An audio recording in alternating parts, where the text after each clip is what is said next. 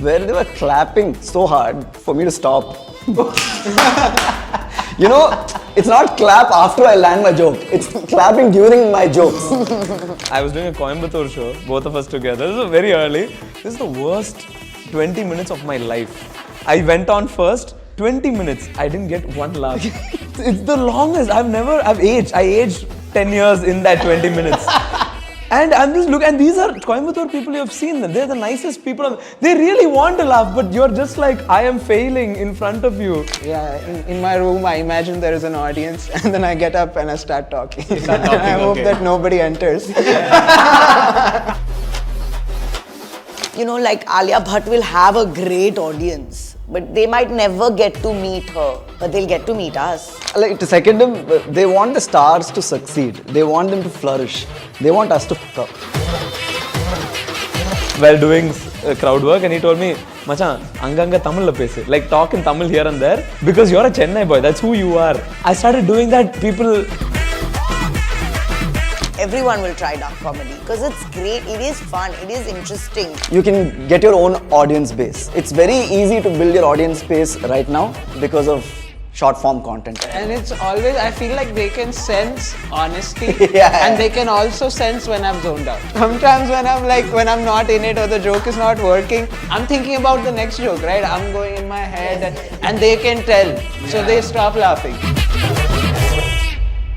I can visualize the comment section. Dave, even I'm part of the So now there's lots of women in comedy. Lots and lots and lots in every region. Every city has their own little group of girls doing comedy and it's great, right? Yeah, in the same show, usually performs first, I go second. If he kills, it's pressure on me. Other Chennai, Bangalore people can relate to it. And then they'll start relating it to me. Oh, I never thought I could frame it this way. We are still getting used to stand-up comedy as an art form by itself. Maybe there are a few niche comedians who are dark and they have their own audience base. Yeah. But in the West, there might be audience who book a dark comedy show and go. They look forward to it. Title sponsors Balmer, Lawrie and Company Limited, a Government of India enterprise with 160 years of trust. The Chennai Silks let the celebrations begin. Anuj Tiles, Ragangal Palavidam, Ovondrum Ulagattaram, Presta Women's Wear, Anaithilum Besta, Presta, Innerwear Leggings and Nighties. Presents Galatta Plus Stand-Up Comics Roundtable, supported by KFC, full-on variety, full-on chicken. Darling, AC Tiruvizha, India Vile Miga Kurainda Mada Thavanayil AC. I thought we should first begin by what do we call this? Because I was like, comics sound like some tinkle, something like that. Comedians, is that a term that you're all comfortable with? Comedians. Stand-up comedians, is that? But that you do more than that as well. I think just comedians. Comedians. This is the comedians round table. Is that correct? Yes, that's fine. That's fine. Yeah, You agree? Everyone, yeah. like we'll put a... Yeah. Good to go. Yeah. Now we're good to go. Try to adjust something. Yeah. So my theory, and we're going to talk about a lot of things, but my theory is that, I hear a lot of people saying that, people are not going to the movies anymore and the theaters are like, they're waiting for, movies to come, big movies to come so that the crowds will return and all that. And I have a theory that with the exception of maybe 3 or 4 films a year, the crowds are not going to come back simply because you guys have taken away a big part of the audience. Simply because you're available on the phone or wherever during transit or whatever, and it's easy consumption for the audience rather than trek it to a theater or something like that. Of course, your shows are different. Any thoughts on that? I don't think we're competing directly with movies though. Okay. I think this is more of... I like that you jumped right in. Yeah. Just you didn't even wait. Like I was like, I barely had I said any. What do you feel about it? I think I'm still. I can visualize the YouTube video already. Okay. From when you said hello everyone, I was like, oh, I can visualize the YouTube video. I can visualize the comment section. Dave, even I'm part of the Yeah, so I think we are not really competing with movies as such, because movies are far cheaper also than live shows. We are kind of like a cheaper concert. Okay. This is the way I see it. People want to go to a live experience where there's something live happening in front of you. Concerts is the ultimate version of that. Comedy is like a niche. But I'm talking about, the clips that you put out on the phone.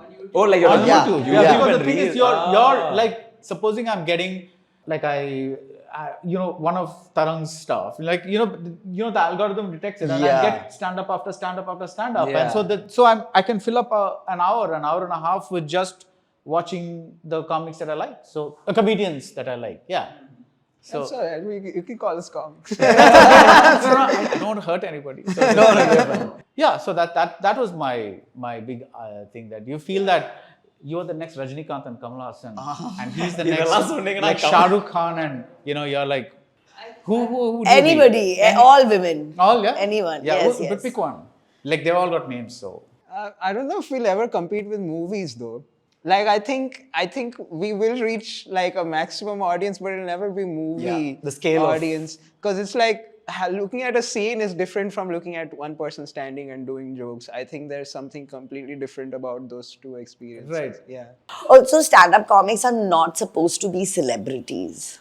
That's true. The more next door vibe you give, the better it is for the audience. But there are stars. Yeah, and so then that's, you're no becomes longer, you're now, if you're a celebrity, then you're different. It's like, you're no longer that stand-up comedian who's hustling every day. I feel like, even if you're a celebrity, like Veer Das, I don't think he'd consider himself as a celebrity. He'd still want to be like a... But are you talking about Common man. We're yourself supposed to be a celebrity common or man. being a celebrity? No, Because I think no. all of you are celebrities in some way. That's the thing, right? Right. But you're not, but you're not supposed to be.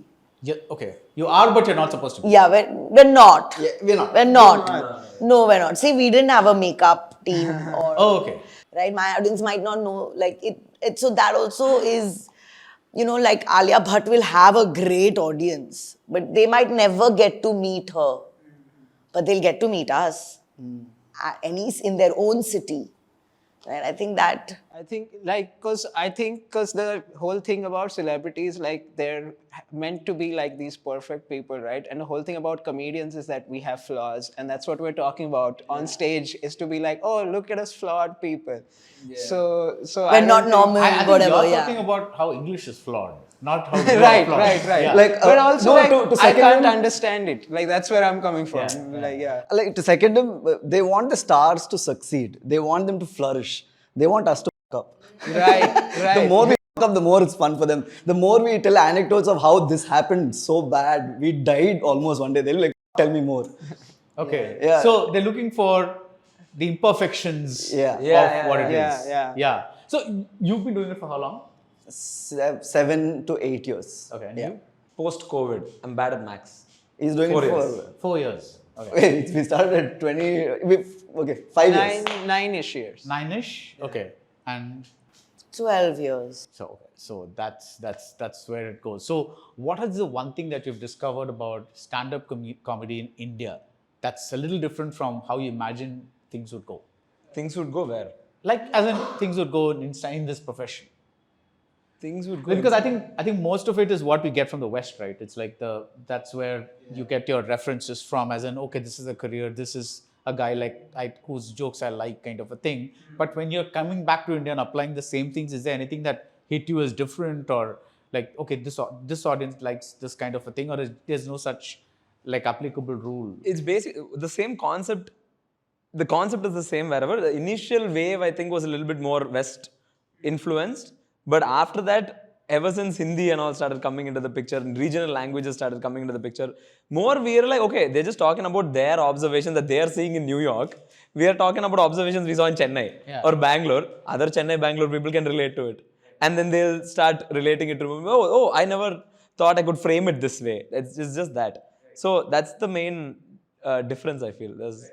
I mean, I think, like, for me, I felt like when I was watching stand-up everywhere else, it felt like, oh, there's going to be a bunch of people and they're going to be listening and they're going to want to hear the jokes, and it's dependent on the quality of jokes, whether they will laugh or they will not laugh. I slowly had to figure out that, well, quality is one thing, but a lot of it is just to get their attention. Like, not a lot of open mics will be like packed rooms, and like a lot of open mics will be 3 people in a restaurant, and like they're not paying attention, and you just have to get their attention to do things. I think you would be able to like know that more because you were there in the scene. When this Straight throw me under the bus. No, I don't know. I feel we still have to play a safe game here. I don't know if you all agree with me or not, but we can't say whatever the f- we want. But We can't say whatever the we want. Right. So, but back in the West or wherever, they have audience for every niche in comedy. Like dark comedy, they'll have a specific audience for dark comedy. As I feel we are still getting used to stand-up comedy as an art form by itself. So maybe there are a few niche comedians who are dark and they have their own audience base. But in the West, there might be audience who book a dark comedy show and go. They look forward to it. But here, you still have to play a safe game. Yeah. Like, for example, in your comments, I've seen, under your videos, I've seen comments like, you're so clean, this is, I love the fact that, you play around with words. But the thing is, some of them seem to appreciate the fact that you don't say, for instance. Right. The fact that's, you got this wholesome Suraj Barjatya vibe. Right. It's because of comedians like him. We get Yes. I don't know why. I don't do it on purpose. Like, I don't avoid saying. I just like, it's just, I've Actually, never. this is the first time I'm hearing it. Yeah. I can say it. Yeah. You can say it. Wow. On my show. Oh, wow. I feel very honored. You can just put this as a reel. Just Tarang saying 10 times. It's a transition every time. Yeah. New segment is. Again. That's a good idea. Twice. Like fade to black and like Taran Singh. That's just kind of. I don't know. I think maybe I was scared out of it in my school only. But I don't know. It was just never in my nature to do it that much. So it never came out. But yeah, I have nothing against it. What about you? What are the are there we've started talking about the movies and there's a huge difference between male stars and female stars in terms of pay gap, this, that, lots of stuff that's been talked about. What's it like in the comedy scene? So now there's lots of women in comedy. Lots and lots and lots in every region. Every city has their own little group of girls doing comedy and it's great, right? And in fact, in every industry, there is now a change of women being sisterhood, that Behen code businesses come up in a lot of industry, right? They have each other's back now. Girls don't shit on each other anymore as they probably did earlier. And so that is great now. Impression, yeah, now we we can get together and, make a difference and we have done. So, when you say make a difference, what's that? in In terms of a presence? Yeah. Okay. Yeah. If we had a problem with, say, a comedian performing at a space and we didn't feel safe, we can openly come together and be like, this may be a place that we don't want to have this person perform at, whatever. And we get heard and we've reached a great place now, I feel like, with having so many women having each other's back. We can all talk to each other and be like, listen, I have this problem. Together we solve it. So that's there now. Okay. It's there, fully there. There'll be one, no, that's it. So let's say this guy cracks a really great joke. Will you get jealous? Shit, I wish I'd thought of it. Is like that insecurity, is it always there? Oh yeah. 100%. Within us both only we'll have. Like in the same show, he'll Before do. that, you guys, when you met, was it arranged or was it what is it like? Because, My parents came to his that's what happened. Okay. Adorable. Did you bring chai? I was the one serving Maza. Maza. That was Stang. So cute. Yeah, in the same show, if he usually performs first, I go second. If he kills, it's pressure on me. I'm like, I need to do at least 5% better. It's a good, healthy competition and we don't hold it back with each other also. I'm like, fuck, you really destroyed today, bro. Yeah, it is like when you're watching that other person do and every time they get a laugh, you're like, I need to get this too. So it's good in a way because it keeps you on your toes. Otherwise you will just get complacent. But what about the dark side of it? As in, I'm gonna my whole night is spent tossing and turning. That shit. I don't think you should let it go there. Yeah. I feel. Yeah, then you will only self-destruct. Okay. Which is worse, I feel. Because I think there's some point when we realize, there is something unique that each of us individually do that the other person can't. What is that? That is the thing that you have to kind of focus on. That is what differentiates us. Because sometimes when I see as an audience and I see two of my favorite comics perform, I don't care. Yeah. I'm liking both of them individually for who they are. I'm not competing. This guy was better than this. I'm not doing that mentally. I'm just having a great time. Yeah. So you're not thinking about at the end of the show, how are they going to rank the four of us? Who's the funniest and who is the least funny? Are you thinking about it, or have I just put the thought in your mind? Now only. Oh shit, I have to make jokes. Let me get my pen and paper. Yeah. So when you started out, what was the biggest like challenge? Like he said that sometimes there's just 2 or 3 people or whatever it is. But what was the biggest hurdle, if you would say? I guess maybe getting in an audience for sure. But now, like I said, people have their own audiences, right? Yeah. And we can do our own shows and bring in the audience. And even for recording, like 4 people on a lineup and all of them have an audience, that's a great show, right? Or an NCPA show, or like now auditoriums. Auditoriums are becoming normal. Comedians are selling out auditoriums. Like in the month of Feb, there were 4 comedians that sold out auditoriums. Shan Muktananda Hall, 1 comedian. Like, so it has changed drastically, right? There's an audience and individual audiences as well. Open mics are still, I feel like, improv. You know improv? It's a you just like kill me right there. I'm so sorry, No, but that's okay. You're fine. improv is not as big and it's been around for the same amount of time. I had a team back in the day, right? So I was also an improviser. So, but improv has their own improvisers. They're all a little, and that they haven't broke that barrier of getting in a bigger audience, like doing an improv show at an NCPA. It'll be amazing to see that, I guess. Yeah, but So take me that's through the how change. each one of you discovered or slowly invented or whatever the word is, that this is what my style is, or this is what I'm going to do. Like, you want to start? Oh, I'm still figuring it out, I feel. Every year, life changes every year, right? Right. So every year there's a new thing that I discover about myself, Right. and then take that on stage, and I feel like my thoughts and views and everything has also changed from when I was 30 to now I'm 44. So I have lots of change has happened. So in my stand-up also, it has changed. I'm ready to get married now. Who knew? Back in the day, I wouldn't have been this. So yeah, I mean, that's one thing all that... that comes out as Yeah. I'm also I talk about what happens in my life on stage. Right. You kind of don't do that. Yeah, he doesn't. So where did you hit this very unique brand of what you're doing? So even as I entered comedy, I knew very well that I really like observational stuff. Like I would watch like Seinfeld and like Hedberg and like, of course, Kanan Kenny and all had also just come out. So I was really like, I like this part of what they're doing, because I think I was also like, I was a design student and I was really into drawing and painting. So I just really like observing things. So I was like, this is going to be my thing. And then as I started doing it, I started figuring out my own way of observing also. And I think a lot of it also comes on stage. Like I had this chess bit and I only used to do like the ending part of that bit. And one day I was so tired of the bit because the audience was also not there. So I just started riffing up, like going towards that part. And that's when you realize, oh, this is also me.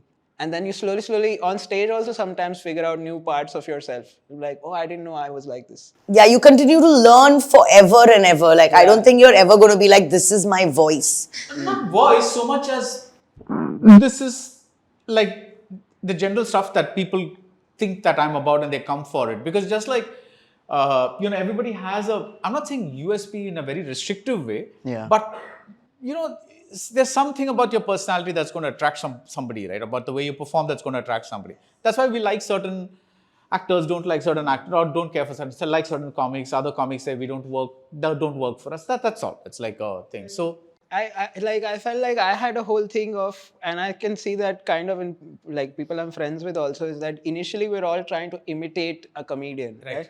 Or whoever that we really admire, we're trying to be that person.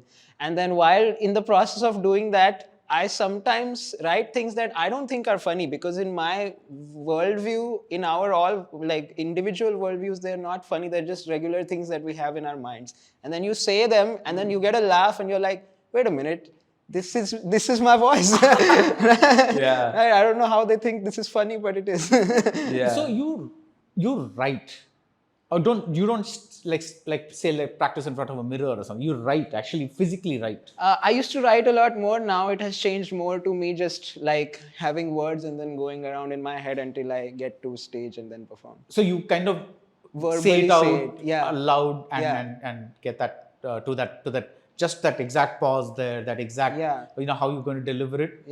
In my room, I imagine there is an audience, and then I get up and I start talking. You start talking, I hope okay. that nobody enters. In the house where you live alone. Yes. That's amazing. That's true. Yeah. I hope that no Swiggy delivery guy rings the bell.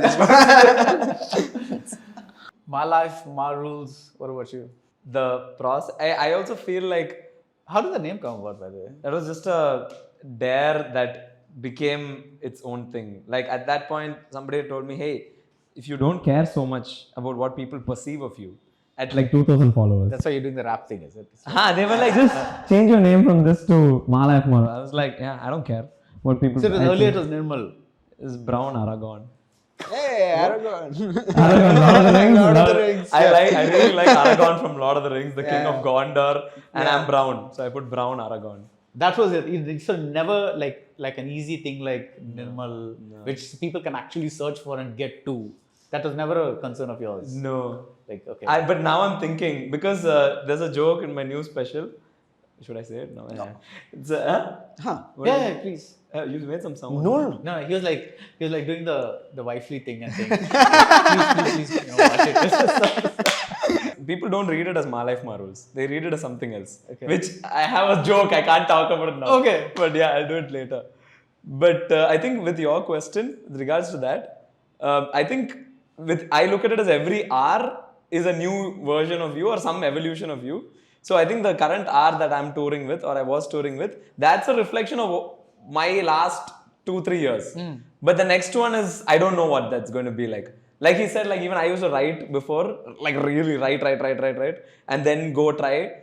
And that was that phase I was in. Now I'm doing this, I'm just going on stage, talking for 5 minutes, I'll record it, I'll get some laugh here or wherever I blabber, I'll come back, I'll try to build on that. So I'm trying a new process only. So I'm trying to see what happens. So it's like that. Yeah, but also what's interesting is the styles, right? Because when I see some people like you, for instance, it's almost like you're cooking it up on the spot. Whereas when I see you, the fact that I appreciate is it's such an involved thing that you're putting across in such a like a screenplay-ish almost manner, right? So and both work. It's not like you have to be one or the other. It can be like loose riffing on something that also works. Like there's no set formula that this is what works. Kind of. How did you come about the Janaki party thing? Janaki was just for COVID. I just wanted to blow up during COVID. Yeah. So I just put it out of a whim. That worked. And whenever something works, you just ride that wave. And I rode it till a and point. you got your name in Hindu newspaper, which in Chennai is like I made it. You pretty much made Yeah, it. it's like an engineering degree. Yeah. I got. That's really true because that's like suddenly like everybody around you is like, oh wow, okay. Yeah. So that came in between. I started stand-up even before. I even shot the Comicstan Tamil version before Janaki even came out. It reached a point where Janaki promoted Comicstan because Janaki was so famous. And I internally had some identity crisis telling people really like Janaki, but I need to put my face out there. I can't have this facade for all the time. And that was like an illustrated thing. Like It was on your iPhone, you have this Animoji option. You can just record with it. So I stopped doing it because I want to put my face out there. But I follow this process of going on stage, performing my bits, and whatever works, then I take it to paper. Okay. I have never written. At least he got it recently, but I've never written my sets or my shows. So indirectly, you're saying you're the coolest of the bunch. I was about to say, please don't do it because it's a bad way of, it's not the right way to go about it. And I don't want people to complain. But if it's worked for you, then why is it not the right way to go? This is a minority case. Out of 4 of us. Again, you're flexing. It's like, It's subtle, it's very Okay, man, I'll stop writing. I get the hit. that's the thing. It's like he has It's the not- in his it's- name. it's The not- Abhishek Kumar. It's not for everyone, guys, but like for me, it's for me. I mean, try it with your own risk. But yeah, sir, it's worked for me. Okay. And I feel like that's my strength. Then it may not work for others. Also because I'm not very strong on paper. If I give you my jokes on a paper, you'll be like, where's the joke? I feel like I sell the jokes with my performance because I tend to little bit hyperbole. I'm very physical. I act out every single line, which is why people like me, which is why the people don't like me also. The negative comments you see on my reels are like overacting pandran. What's the worst negative comment? Lord, I can't even say that. What's the worst negative comment? There's been too many. That you have to ask him. But I don't remember. It's been very bad that I can't talk openly about. But Why? Well, like what? Like, as in no. Is it a bad word? Yeah, bad words, yeah. All right, Okay. all right. Like swear words. swear words, yeah. You know how they bring in a mom. Yeah. Oh, All right, all right, all right. So so I feel like that's my strength, and every time I've tried to go away from it, where I've tried to really think of jokes, formulate the setup, punch, and all that, I have not seen. I don't come across as a genuine performer, Okay. and I feel I'm not true to myself. Like every show we've done, where I've told him maybe I should, this meter term in cinema. Yeah. Every time I've tried to control my meter, I have not been my best. Right. And even he's mentioned it that, what was wrong with you today? I told him I'm consciously trying to come down the meter, which people think is too much. It's never worked. But does that affect you? Like when you for instance, when you get comments, does that make you rethink what you're doing, or like do you just say it's part of the whole thing? and- Yeah, it's part of the whole thing. Yeah? Yeah. There's one comment one reel I had gotten, which was, really scary. Like somebody shot somebody in that reel. Yeah, it was very scary. But I mean, it was one reel that I was scared of. I'll show it to you all later. Don't worry. Who shot who? So I have a joke where I say don't like cricket, and people take offense to that. So they created a reel where I say don't like cricket, and there's a movie scene where a man shoots a woman. That's the reel that I should get shot, basically. Yeah, which I was like, that's a bit much, but I didn't do anything about it. Nothing can be done. They're gonna give hate for sure. Anything you do, you'll get hate for. Yeah. Especially stand-up, because it's an art form which kind of invites hate, because you come across as a narcissistic person who wants all the attention to yourself. You're just one guy holding a mic and talking. Whereas a movie, it takes a village to make a movie. A play, it takes a I group also of 20. think maybe there's a bit of jealousy that they think, that could be me. Like why am I not there on the stage? Like I can think the same way. I know the same language. I've had the same experiences. Or, why am I not there? I think it's more of because humor is so subjective. Somebody lying on their bed watching this and watching some 100 people laugh for something that they're not finding funny So at all. always the audience... Why are these people laughing? audience gets scolded. Audience gets scolded. Yeah. Like, you They're guys are paid fools audience. for paying. Yeah. How can you watch this for 10 minutes? And I'm like, Yeah. bro, you watch it for 10 minutes yourself. It's like, what is It's that? free. You can leave the first minute, but they stayed back, watched, and they're And like, commented. now I don't like. Yes. The funny thing is sometimes I'll get over an insecurity that I've had problems with the comments for, and then after I get over the insecurity, they'll find a new one. So you are insecure again. Yeah, about a new insecurity, Yeah. and then another one. The creative criticism is what gets to me when they find a new angle to attack you. And like what he's saying, actually, the thing is when they say you're too this, you're too that, and then you try to be like, okay, maybe, I also get a lot of overacting and stuff. So I'm like, okay, maybe I should calm down. And then it doesn't feel good. And Yeah. I'm not myself, and it doesn't work. So you just have to kind of be like, no, it's fine. And as much as, I don't know about you, maybe she's developed an immunity over the years. But for me, as much as I try to shove the comment away, that haunts you to some extent. Even that out of 100, 3 negative comments, the 3 loom over the 100. They eclipse the 97. So I feel like in some way or the other, we should just stop reading. When I PMS, that's the worst time. I just want to kill everyone who's giving. And you know what? You have to not engage. Yeah. You really just don't engage and grow a thicker skin to not engage, because you want to reply. You want to be like, no, wait, you. But then you have to just be like, ignore, and that's... It happens all, and we keep talking about all this time when, we had a critics roundtable, and, however much you say that, your response to a film is an individual response that you're trying to articulate in, with respect to your own experience of the film, they'll always be like, what? You didn't like this film? You're a fucking idiot, whatever. And this is the most polite thing. Of course, you'll get into one nested loop of, like really like shitty things and you know that. So the point is, at what point you really stop engaging? And I, over the years, and we were talking about this in the last round, which is like, I just don't go out there and engage at all. As in like, because if I see it, you burn up for a second, and in that 10 seconds, you might feel like, I really need to respond. And even if you don't respond, for the next 1 week, I'll be thinking about, should I respond? Should I have not responded? Should I, you know what that. Yeah, and the thing is, you'll have some 10 ready responses in your head, but you can't put it. You're just like, yeah, because you don't want to give them the satisfaction. Yeah. That this guy was bugged by what I wrote. Yeah. I'm like, I'm not going to give you that satisfaction. Yeah. you have to seem cool and nonchalant, and this doesn't bother me. Cool enough, cool enough for them to see. Maybe he gets 1,000 comments. He's not reading this, but no, I have read it. I've read it. It does bother me. I just pretend. Yeah. What's your thing? Just thicker skin? That's your. Yeah, I just ignore them. In fact, like, so when I recently released a YouTube video, every time that I've released a YouTube video, I don't go check it. Like, you know, comedians have a habit of going and seeing how the video is doing. I don't do that. So then They I give don't the numbers, even, you don't check. I don't. So I don't know how it's doing. I promote it. I try and, you know, I have a new video out, guys. Please watch it. It's part of my special that I'm going to put 3-part series. And so then that's what you have to do after you put it on YouTube. So I don't even go and check the comments and all. Once in a while when people are like, hey, how's your video doing? Then I'll be like, oh, I forgot. I put a video out. I should check it. That's the best way to do it as well. Because after you put your video out, you can't do anything. It messes with your head when you keep going to check it, how's it doing? And a lot of comedians will ask, how's your video doing? And that's when I'm like, watch it and then go watch it, go write a comment, just say nice, whatever.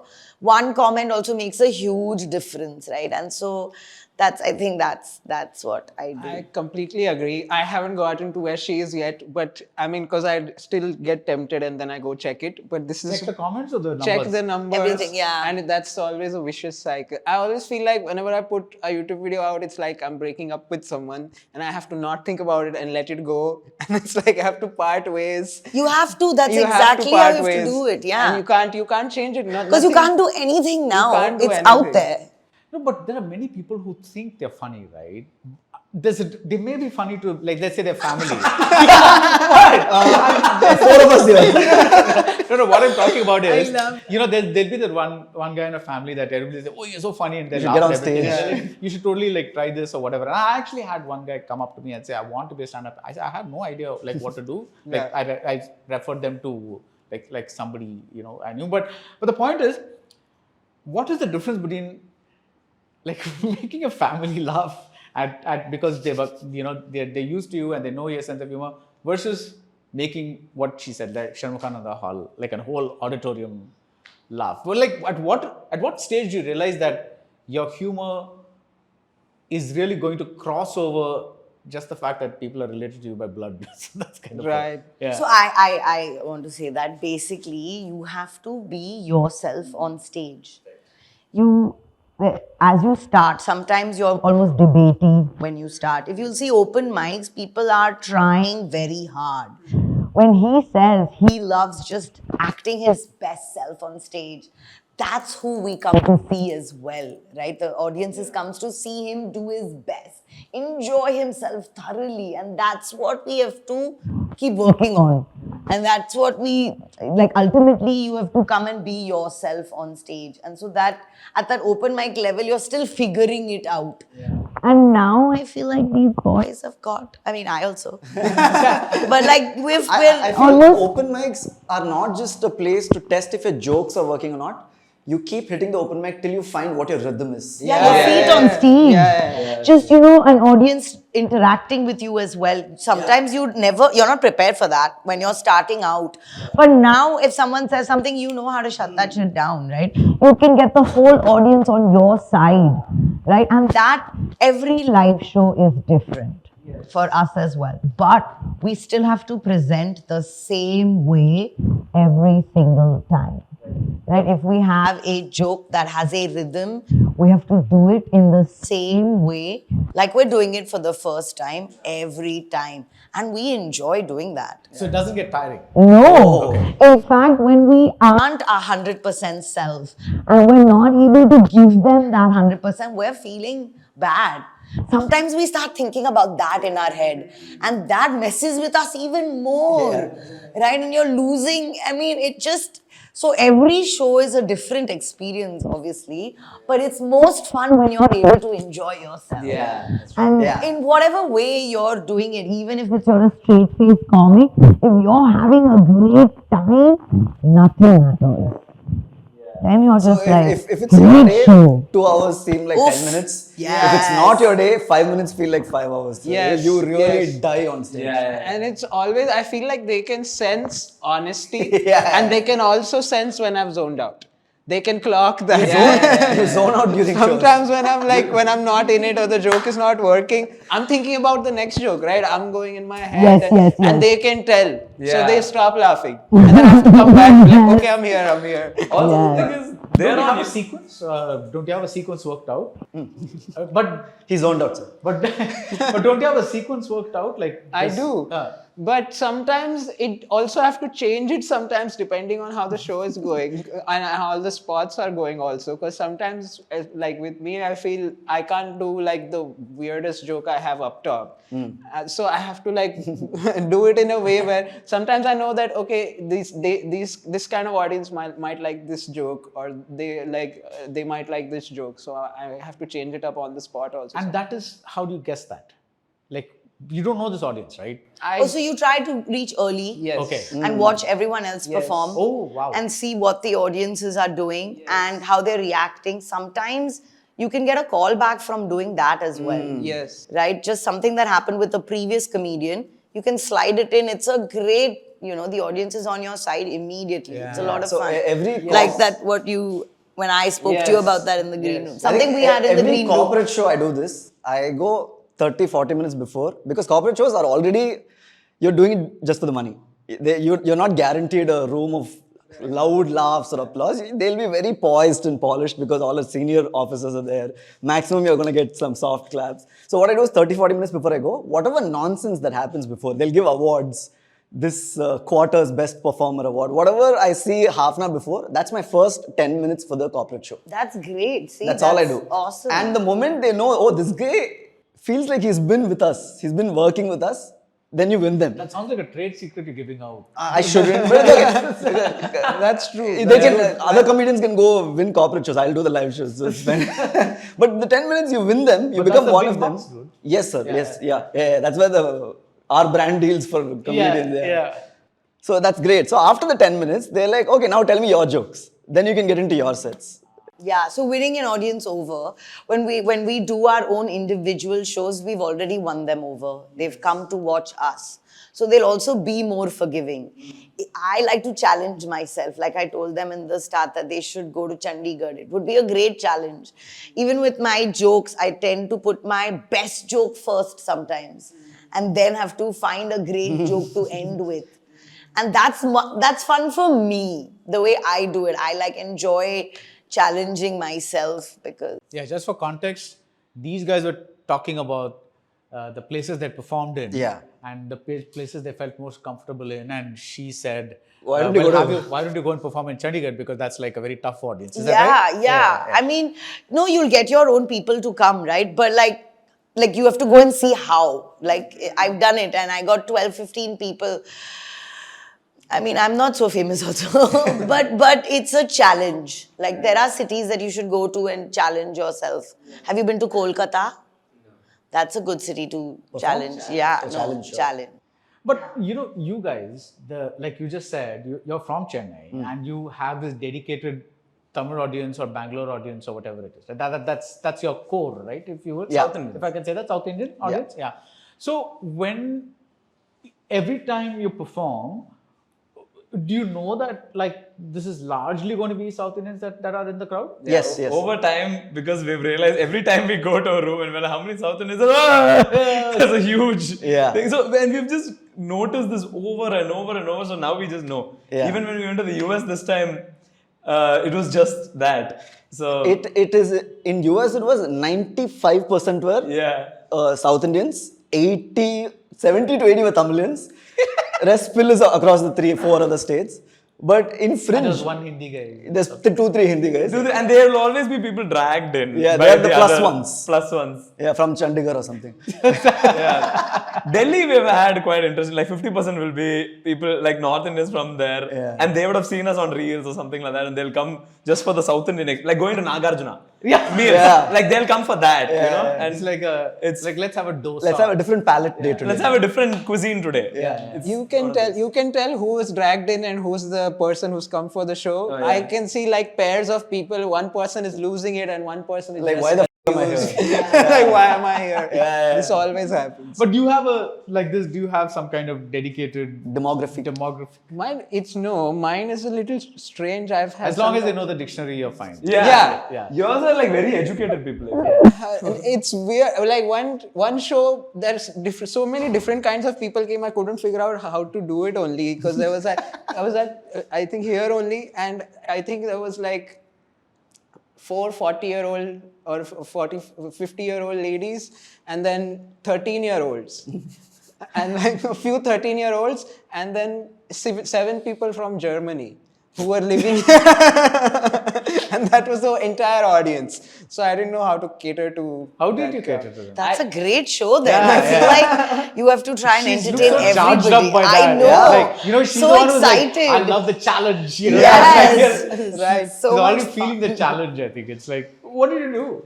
I realized that like when I do my jokes about like language and numbers and all, they were enjoying it because that's universal.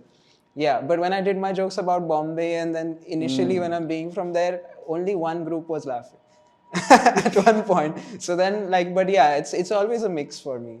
Okay. Yeah. And how do you guys handle the fact that because of your reels and the YouTube shorts and other things that go out, a good chunk of what you do may already be familiar with the audience?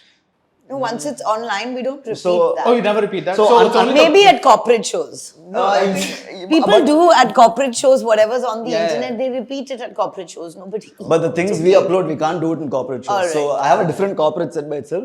But unlike He's a song, he's just defending his gig now. It's just like, He's trying to show off. yeah, Yeah. I think that's your. my challenge is that. But no, unlike a No, song, but so it's only the finished stuff that goes out. yes, Yes. you retire a bit once it's online. Okay. Unlike a song where it releases and then they tour with the song, Yeah. we are the opposite. We tour one and a half Yes. years with a show. Yes. Once we upload it, we forget it. That's what he said. No, I forget the bits that I upload. Yes. Because audience can never accept something they've already seen because they've already laughed at it. Yeah. A joke never works the... Only once I've had an audience ask a comedian to say a joke that has been on the internet. They've actually asked. Yeah, they were like, hey, can you tell us that joke? And I was like, wow. And the guy did it. Yeah. He went and he did his old set again, like what's on the internet. Interesting. This was back, 5 years ago, 7 years ago maybe. Fun challenge. Repeat your own. To re-remember and have that same presence again. Yeah, maybe. that will take a while. Yeah, Actually, yeah. we've had the opposite experience because the first set of whatever YouTube videos or any reels that we put out from our shows were all crowd work or format shows or first move, basically the dating show where it's pure improv. Yeah. There is improv or just us being us. I don't know what it is. It's us not scripted, nothing.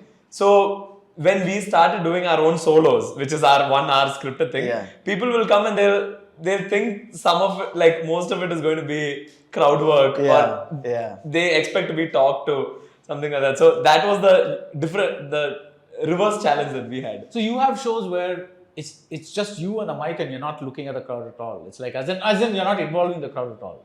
I think the solos are it's 1 hour of your written material. Okay, that. That. So how do you hit upon that the dating show concept, for instance, like getting this one person up from here and one person? It was accidental. We were doing our crowd work shows, so just pure interactive shows, and we wanted to end the show doing something different. And it organically happened where through the show we knew that there was one single guy who we spoke to and another single girl who we just spoke to. Then we were like, why don't you guys just meet? And the show ended on that note. It was a great end. And then we went to Fringe, Edinburgh's festival, where if a show is very vanilla, it doesn't work. The more alt it is, the more experimental it is, it works. So we're like, why don't we bring Indian matchmaking to Fringe? Because these are like gonna be not South Indians. They're gonna be like half people from Edinburgh or British people. Or the 7 Germans. Seven Germans will come. So what do they know about India? We India. were really thinking. We were like, oh, Indian matchmaking. We called it Indian matchmaking at Fringe. And we used to hold these cards, Indian matchmaking live, and we used to call people. We used to busk. Yeah, and we used to like set like white people on dates with other white people doing arranged marriage. Yeah. So that's how it started. Yeah. And then by the time we came to our run finished, we had like a good format in place. Then we came back to India and we were like, Machan, shouldn't we Record and post. record and post these as like 1 hour episodes, and then we just did that. And it just took off. Yeah. Yeah. So this stuff is, again, does it bring any money? Only if a brand is on board, you get the money. Like Otherwise, brands will start sponsoring your 1 hour long format shows. yeah. And then that's the. Yeah. What about you guys? The money aspect of it. Is it like apart from the ticketed shows, the other stuff? Yeah, brands only. Brands. Corporate gigs and brands are the most money making. Yeah. Ticketed shows are like most of the like your travel expenses and your like stay and then venue rent and everything that kind of almost evens out only Right. by the ticket money that you get. So it's mostly the money Corporate shows. Corporate shows. Yeah. Because our regular spots also we don't get paid. Now 1-2 people pay, but otherwise it's corporate shows. What's the regular spot? Like we do lineup shows as well. Okay. That's also interesting to go and do a 15-minute spot, right? When Yeah. you're actually used to 1 hour shows, to just go and do 15 minutes. And that's where I saw him perform as well. That's where you also get to see other comedians on the lineup. And that's an audience that is different. Yeah. Because that's a lineup audience. So there'll be people from all places and it won't be just your audience. Yes. That's also a fun. And it's every venue will have their own kind of taste of audience also. What has also changed is now every city has a stand-up culture. Every city, right? Chennai has their own scene, right? Mumbai has their own scene, Delhi has their own scene. They don't need to come here. We don't need to go there, right? And so, I mean, people do travel because whatever, but every city, and like Bangalore has a great scene as well. Hyderabad has a great scene as well. But that's it. And Kolkata. Like, what's the I don't number know one about city in terms Kolkata. of receptivity? Bangalore. I think Bangalore. Every comedian loves Bangalore. That's like unanimous. Yeah, Okay. Bangalore's a great It's city. a great audience. Great audience, very supportive. They'll only watch a reel and come. They won't even watch your full video on YouTube. They've just seen your reels and they'll show up. It's amazing. Bangalore is my favorite city as well, yeah. Every time I want to record a video, I do it everywhere in Mumbai. And then at the end of it, I'm feeling a little insecure. And then I'll go and do a set in Bangalore and be like, okay, it's recording worthy. Let's do it. Let's do it. He brought up the thing like unlike a song where you put it out on YouTube, Yeah. then it goes out. Right. See, but the thing is, I'm just taking that a little further. Now, if you're a musician, when you're singing, you got this orchestra, this, that, and all that. You pretty much know that the song is traveling because it's a popular song or whatever it is, right? What happens when you get the feeling that this set is not working? Yeah, that's correct. Good question. I sometimes when I'm really stuck. Because it's literally you, only you on stage. Yes. Yeah. When I'm really stuck and it's not working across many mics, I leave it because a lot of the times when you're too close to it and you're doing it every day, it's that idea sometimes just you can't see the obvious glitch in it. So I keep it aside, I start doing new things, and it always happens that 1 month, 2 months from now, I will be thinking about a random different thing and that previous thing will make sense. And then I'll bring it back and be like, oh, it was just, I had to just do a little this and it worked, But have you ever frozen, like any of you guys? Sure, Yeah. all the time. So what so happens? many Like times. you literally stop. Yeah, sometimes I have said something and I've already done that set and I said it again by mistake. And then I'm like, wait, I just did this. I can't believe it. So that's happened once. It's happened once. Okay. But it happens. Sometimes the audience pulls back and you can feel it. the whole energy just, it becomes like there's a funeral suddenly. Oh God. Yes. And that there's like a chill in the room. Yeah. And just now they were enjoying themselves.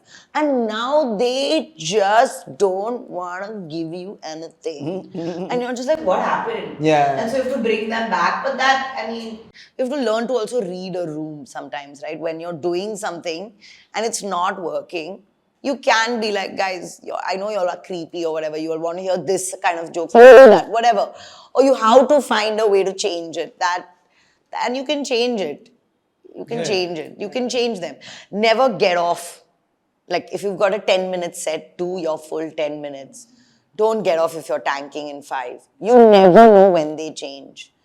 And so you have to have you have to be strong and resilient on stage.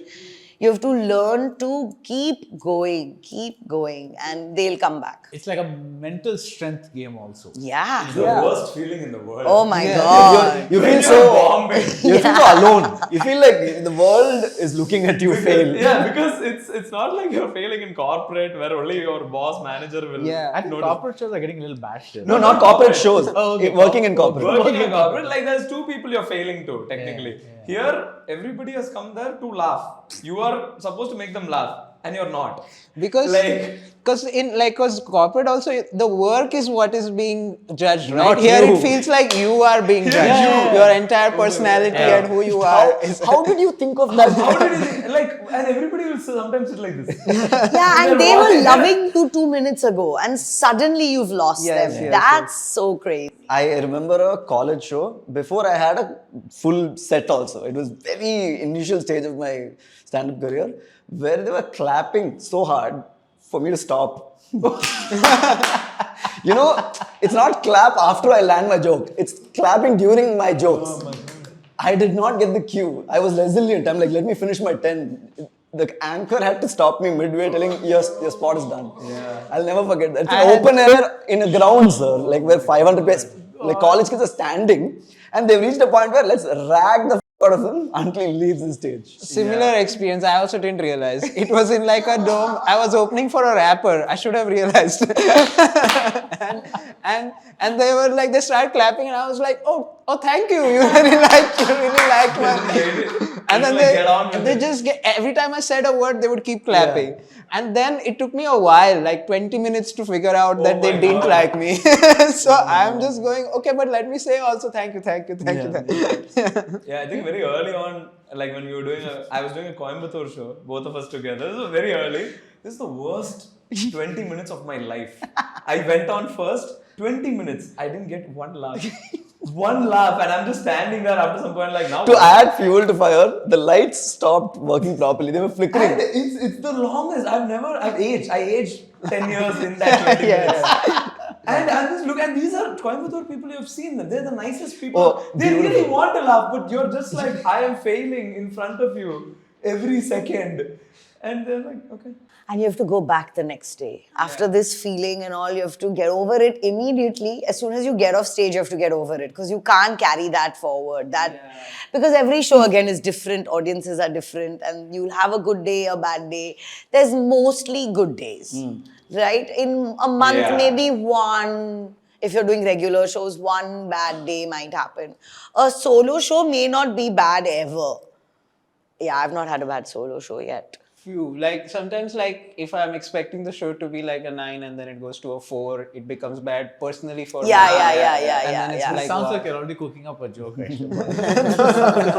This is genuinely. Why do we always measure out of 10? That's true. That's a Saram joke. I'd gotten 10. And not 11. And not 11. And he takes the chalk. 11 to 1. That's that. I'm digressing. But I remember like one Pune show where it was my fault only. I got overconfident and I had one story and I thought I'll do a different overarching story, but the bits will be the same. But I needed trial shows to figure out if that story works and then get to the main show. But I just decided to fully do it you can't do the story in spots because it's very long. Decided to do it directly on stage, and before the show I was very excited. I was like, oh, I figured this out. And when that overarching story tanks, the whole show tanks. They're just confused after a point. Yeah. And then I had to like bring back old jokes at the end to like still make it a little bit like, okay, I did something. Yeah, that really sucks. How does like when you're doing crowd work, right? How does that work in the sense that, like, do you know, okay, this person looks like they don't want to be called up. I'll choose this person. Is there an energy that that somebody gives out that makes you say, okay, I think that this person should be a target kind of thing? Before starting the conversation, I ask if they are okay to talk to. If Like, you're okay, even yeah, okay to yeah, converse, yeah. they'll say okay in two different tones. One is like okay, one is like okay. In that okay's conviction only you can read how much they want to give. Okay. And usually the ones we upload are the ones which have worked, sir. In the same show, there might have been 3 dead conversations where it didn't go anywhere. So we're just careful of what we upload. Magic of editing. Yeah. Yeah, I know. And, We just spoke about this before the show, but anyway, that's a different conversation. Yeah. The magic. And it was during COVID, it was a very easy and disposable form of content. Right. Where unlike a written joke, which you have to safeguard till you get the finest form and then upload, crowd work is just something that came up on the spot. You can upload and forget, because tomorrow morning you're going to have a different conversation with another person. So it just became, it just made comedians like me very lazy, to be honest, because I got so comfortable with crowd work, I stopped writing new sets. So I was just riding the crowd work wave, which was also what was working on internet during COVID for a while. People just kept uploading crowd work reels because it's something you can easily dispose. Right. And now, when I actually took my new show, where I've written the sets, the first 2-3 shows in Coimbatore were flat. I didn't get the energy that I wanted. Somehow Coimbatore is not really working for you. No, sir, It's one of the best crowds now. It is actually a great audience base, but it didn't work because they were like, why aren't you doing what you do on your videos? Right. Then in my next set of last 2 Coimbatore shows, I added crowd work in between my sets, where I just talked to them like a teacher, like, are you listening? Are you paying attention?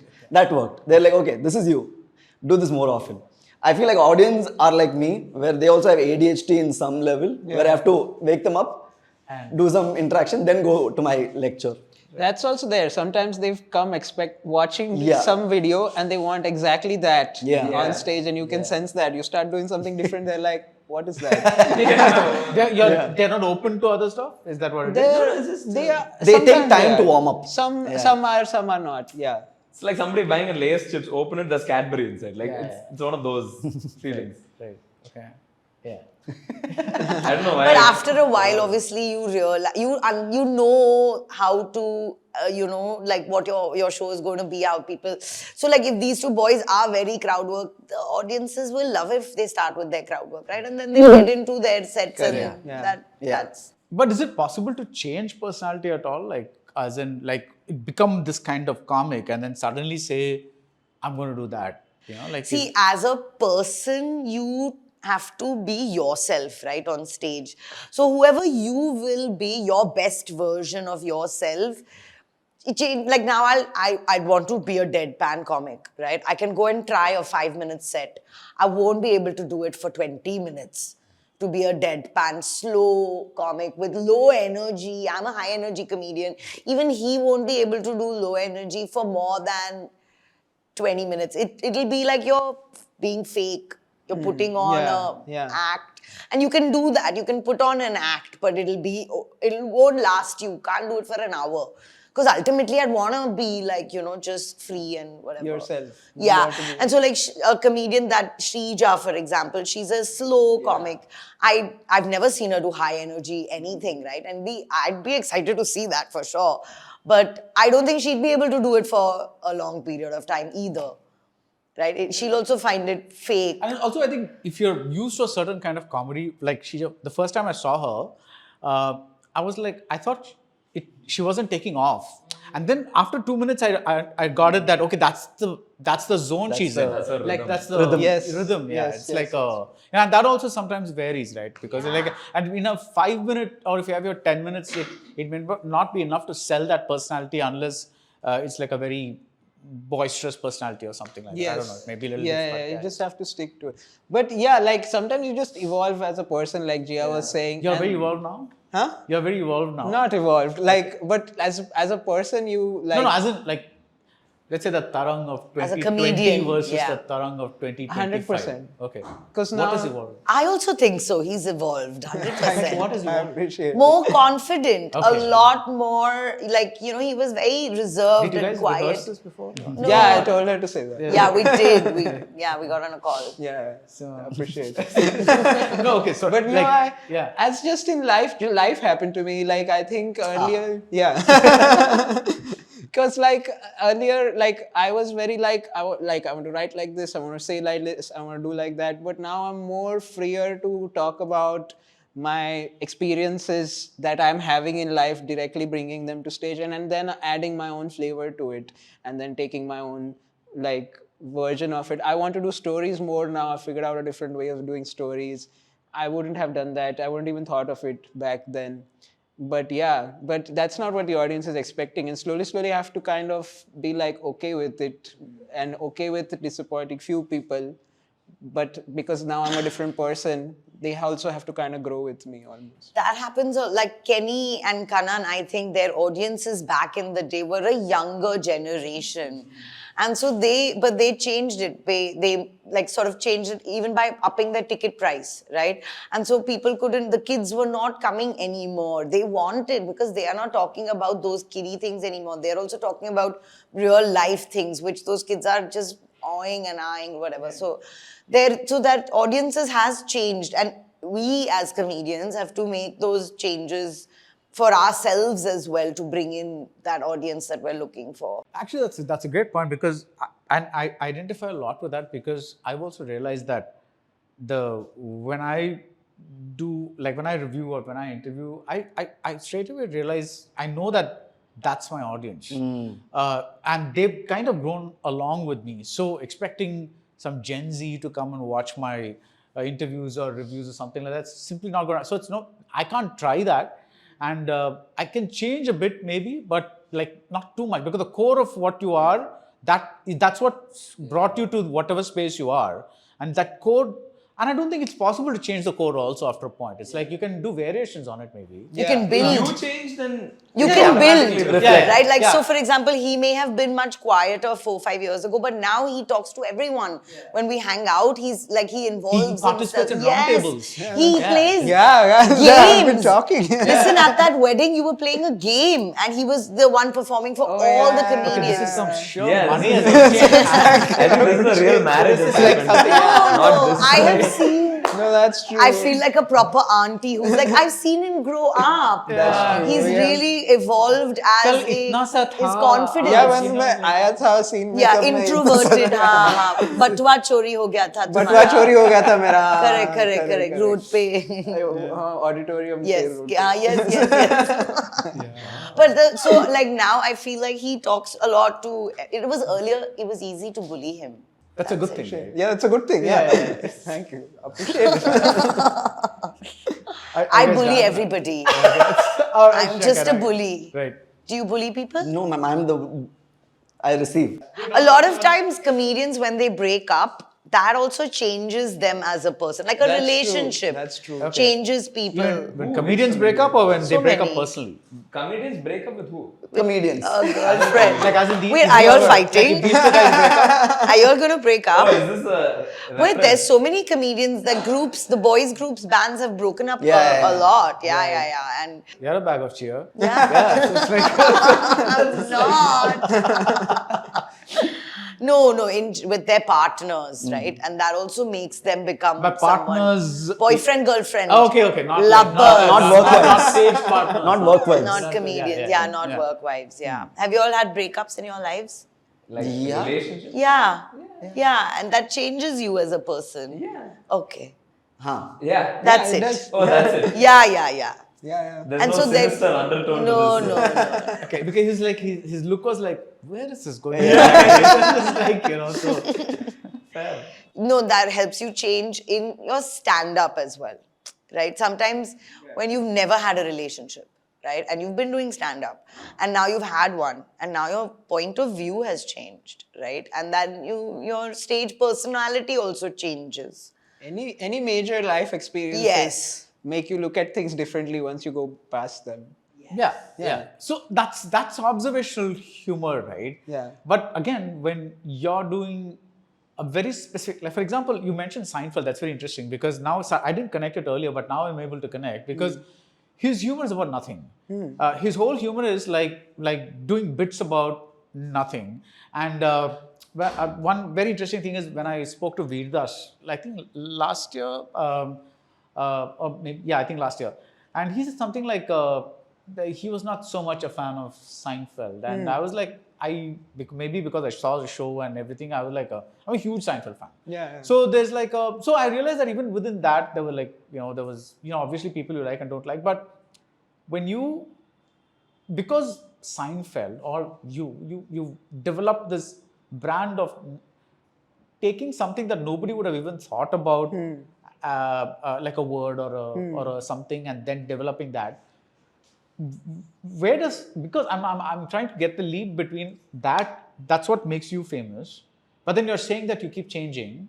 What would you change? Would you no longer make jokes about words and numbers? It would be, actually I've gotten even more focused, but it's like now I know where it comes from. So I'm able to make like, I'm able to tell people why I'm going in that territory also. Okay. But especially with Seinfeld, for me, it was never like, for me, I always think he's never talking about nothing. For me, always like, he's talking about everything. Yeah. In But a very... meaning nothing in the sense, what I meant is, it seems like a nothing to Yes, others yes. until you hear him Correct. explain that, and suddenly it's like, he's taken something that I wouldn't even have noticed in life and Yes. then built an entire... Hyperbole. Yeah, I just love, because I think you also like, whenever you see anything you like a movie or a joke that you like it for a reason, right? Because part of you connects with that person and that take of that person.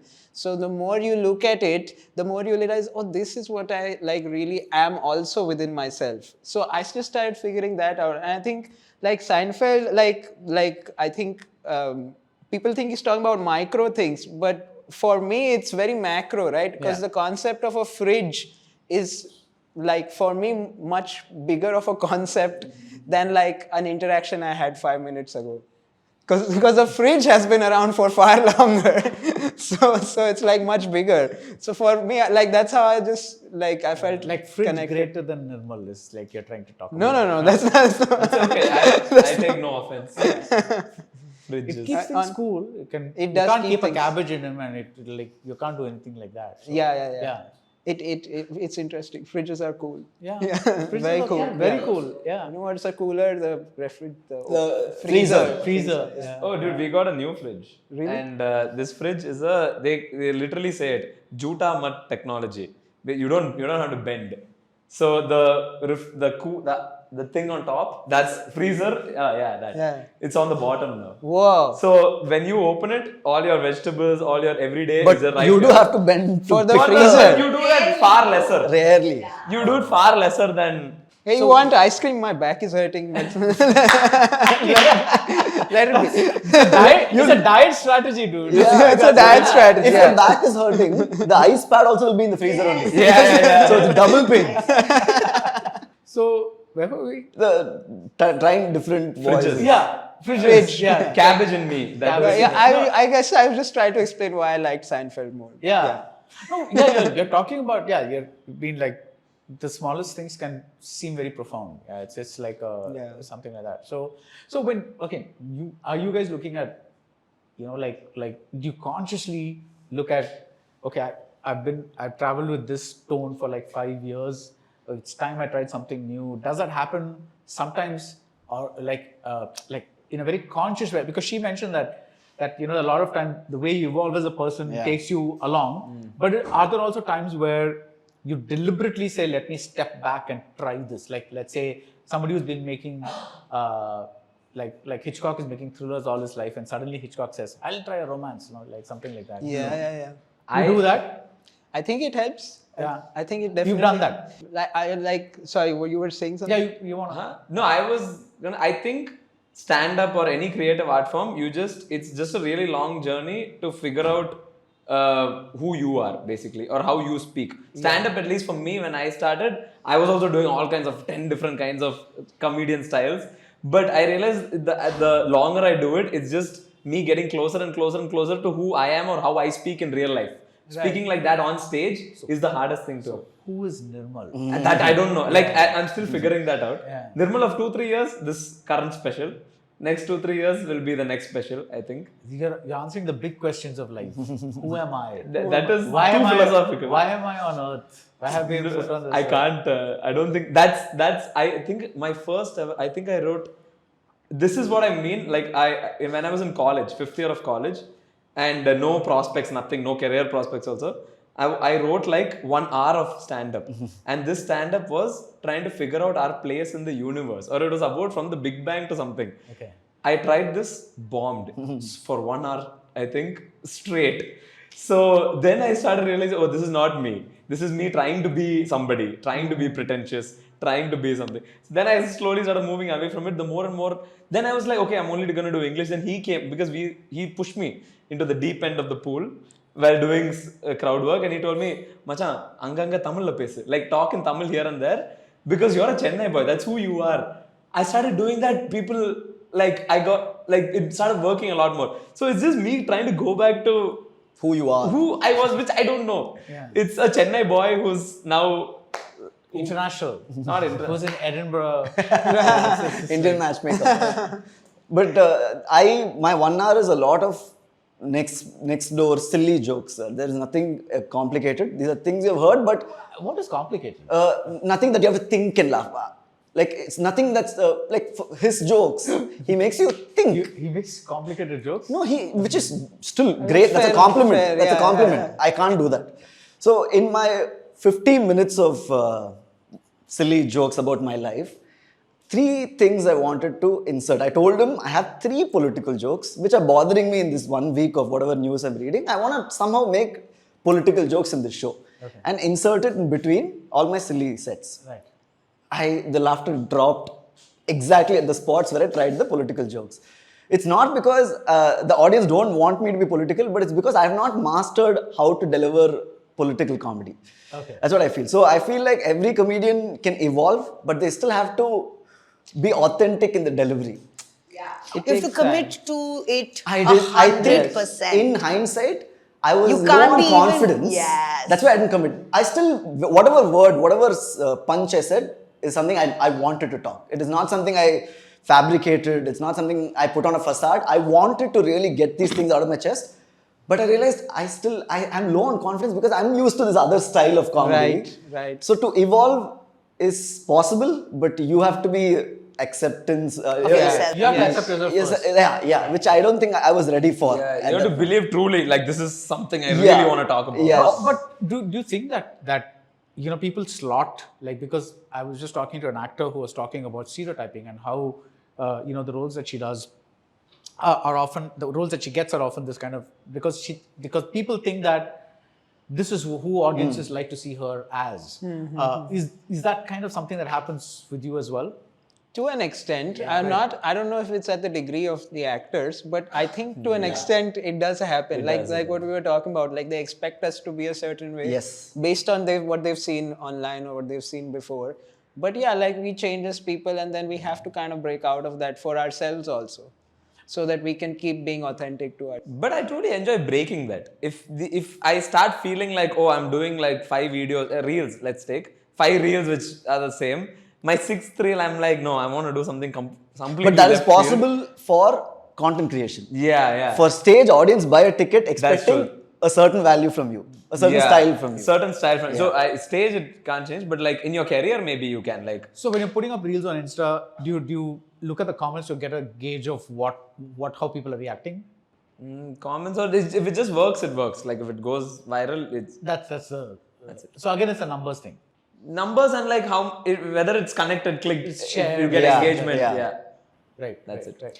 Also, for example, if we're planning to do something different from our regular things, right?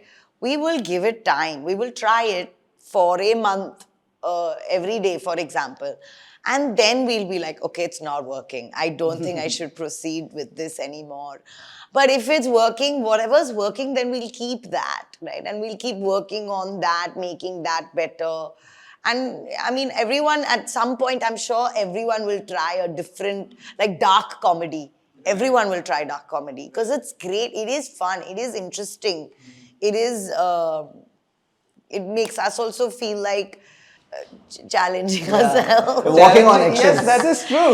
It is, yeah, and it's I think actually you have the more thumbnail for this fun to video. challenge yourself Challenge as yourself. a Challenge stand-up yourself. comic, right? Because what you say every day, you know, sometimes you know you'll get a laugh on this. But if you say something different and you get a laugh, you also feel like, But how yeah. dark can dark comedy go? Like, do you draw a line and say like, okay, yes, there's freedom of speech, but I don't want to get into, like, let's say, rape jokes or something like that, Punching down is not dark comedy. I think that's very important to say that when you have to be aware of what you're trying to say. It has to be a smart joke. It can't be just for the sake of it. Yeah. It has to, and that's also a lot sorry of to fun. interrupt, but I have seen a lot of people get laughs by just shock value. Yeah. That also happens. And I'm like, 100%. what's even funny in this? But then that may just be me. Like, in, it's not a thing. But I've seen people who say things that they know is it's outrageous, and they probably know that these guys won't be able to articulate it. So they get a vicarious pleasure out of hearing the comics say those things. Kind of, Right. So. Yeah, and there's an audience for everybody. Everything. Yes, there's an audience. Everyone can get their people to come. That's fine. You can't be like, that's rubbish. There's an audience. People are watching it. And it's also You don't because watch of, I feel Reels played a big role in this. Because before the COVID era, if you were a comedian who has made it, it means you've uploaded a YouTube video of 5 to 10 minutes of a set. That is really traveled. Then you get more shows, you're recognized for that set. Yeah. You're the guy, like SA, we got to know because he uploaded some video of IRCTC or some train set or Madrasida. We're like, he's that guy who did the Chapati song or whatever. But now, you just need a spot, a camera, and upload like crowd work reels or whatever, even a 30-second from a show that killed. You can get your own audience base. It's very easy to build your audience base right now because of short form content. yeah, but you have to then keep consistently doing it. So our Yes. first biggest fear was people like us online. Will they like us offline? So we really consciously worked really hard so that we deliver them the same quality that we gave them online. If they sense bullshit like, hey, this guy is funny for 30 seconds, not for an hour, then it has worked against you. Yeah, Like she said, you need a certain quality that The you thing is, assure short them. form content will get you that audience, but to retain that audience, You need to long be form. funny offline, on You stage. need like to give them a great show that Yeah. they remember. They'll tell their friends about. Yeah. Or a great 1 hour that they're like, oh, okay, there is actual meat under Yeah. all this dressing. That's why if you see comedians who've been trying comedy, they really use the COVID period well. If you have just come up during the COVID phase, it might be a challenge to sustain an hour or hour. I might be wrong about this. But for big comedians with an hour of content, to trim down 1 minute or 2 is easier than for someone who's used to putting out 1 minute and 2 minutes to convert an hour. I think it's also true of content also. Like anybody who does long format, Yeah. after doing short format, like people come up to us on sometimes and they're bro, when's first move? Next episode, or they'll talk about some other stuff that we put on YouTube, which is like long, which is Yeah. not the 1 minute stuff. Yeah. So that is where people really Really because invest. they're like, oh, who's this guy? Oh, funny, okay. But then somebody's staying with you for 13 minutes. Yeah. Somebody's staying with you for 50 minutes. That's a deeper connection. Yeah. Even right. Like, they Completing each In other's sync. sentences. Yeah. We can't compete with this. Hey, this is still a challenge. This is a challenge. This is. Do you like of course you practice within your house hoping that the Swiggy guy doesn't ring the doorbell and you're like in your room and all that kind of stuff. Opening the fridges. Opening the fridge, yes.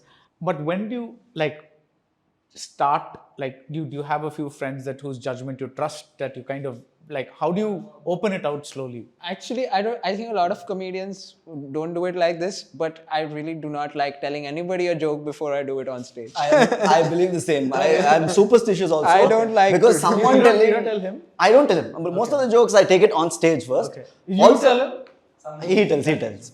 I'm also very insecure, sir. I feel like if someone tells that's not funny, you're really going to try it on stage. Yeah, then I'll lose it. I won't do it. And I'm never, like, with my friends, I don't know. I don't feel the same thing I feel Yes. on stage, so I never deliver I it trust my properly. audience more than my friends. When you say I don't feel the same thing, or like the energy you're saying about? In a conversation, it's very difficult. Like, ek to my jokes are like, I can't randomly bring up. So, like, the thing about bananas, and I can't randomly. But fun fact, you're the only one who's brought up jokes today. Very organically in this round table. Yeah. Also, I don't know, it's just, in person, it just feels a little forced, and it feels like the audience is expecting that from you. Like with in person, it's a little too weird. difficult? Yeah, for me. Yeah. Yeah, I know. I don't discuss jokes either with anybody because my thought process is different from theirs. I feel like No, but I'm saying, but maybe- over the years, you might have identified 2 or 3 people who are on this like same wavelength or something. No, I'll still take it to the audience Yeah? first. Yeah, because it's the audience's opinion that actually matters. If they are laughing, then it'll work further. But sometimes your friends will. Like for example, if I ask my younger brother, I'll say like I'm going to try and talk about this, and he'd be like, "No, don't do it like this. Do it like that." Which who you? Yeah. You don't know nothing. So then I don't. And comedians, though, for sure, I don't talk. I don't ask their. Right? I don't know. A lot of comedians do He's it. feeling very hurt actually. No, I'm just curious. No, I relate to that. It feels like a personal attack. No, a lot of comedians do it where they'll be asking them for jokes. They'll be like, give me a tag in this. Right. Yeah. I'm trying to do this, I'm not getting it. closure. and all. Yeah. I'll give it without comedians asking also. Sometimes I'll be like, you can put that there, it'll go really well. That sometimes I'll do, but I'll never go and be like, or if I'm jamming and we're going to be like, let's do a jam session. That makes sense. But not before you're going on stage in the green room. That makes no sense. Yeah. I thought that's what he was asking about. Yes. I was going somewhere with that.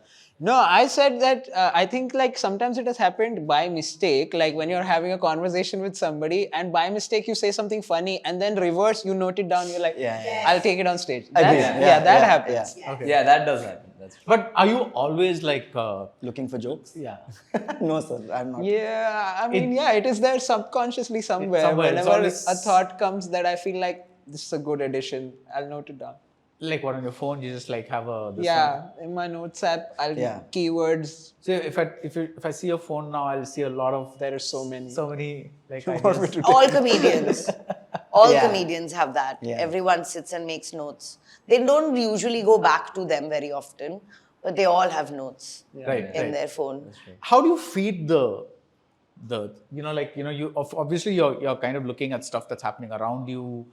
You're looking at older stuff that comedians have done or whatever. But what else do you do to kind of keep feeding the the subconscious to come up with stuff? Like for example, like what I'm saying is like for example, I keep watching older movies, newer movies, like things like that, so that I know where this grammar came from, whatever. So I know that something is like it'll help me do a better review or something like that. What do you do with this? With respect for stand-up only or any Anything, other? like comedian. I think there are some phases which I have which are like consumption phases and then there's doing phases. Doing phases, I'm not consuming much. After that, after I've done something, then I start consuming again. Like it could be anything. Movies always, but mostly theaters. Because I'm just seeing if it makes me feel something, if I see something unique I haven't seen. Fringe was a great example of that. Like when we did Fringe, like our understanding of stand-up is still here. Those guys have had it for so many years, no? So now they're found whack ways of just doing shows. I couldn't even be like at some point, I don't know if this is gonna be censored. Like I held a guy's naked butt while he was crowd surfing across the room. Like this was one of the shows. Yeah. And like It was a stand-up show. Stand-up show. That's Or- amazing. Clowning. So right? he- Clowning. So the show starts with him on a chair facing the other side. Audience are all seated. He has a hat on. You think that he's going to turn and start performing. The revolving chair rotates. He's completely naked. That's the first joke. That itself is a joke. But will it work here? Like, can you imagine me or him just naked? Don't imagine. Don't imagine. Yeah. Like you can't. But they've gone past it. Yeah. Like Okay, but I think you put an image. I'm like trying to get an image. Kind of. I apologize. Oh, now you're Matukuti. Yeah. There's no private jokes in here. It's all- Yeah. So okay. So that's So some things you see which really like, oh, I didn't know you could do like this only.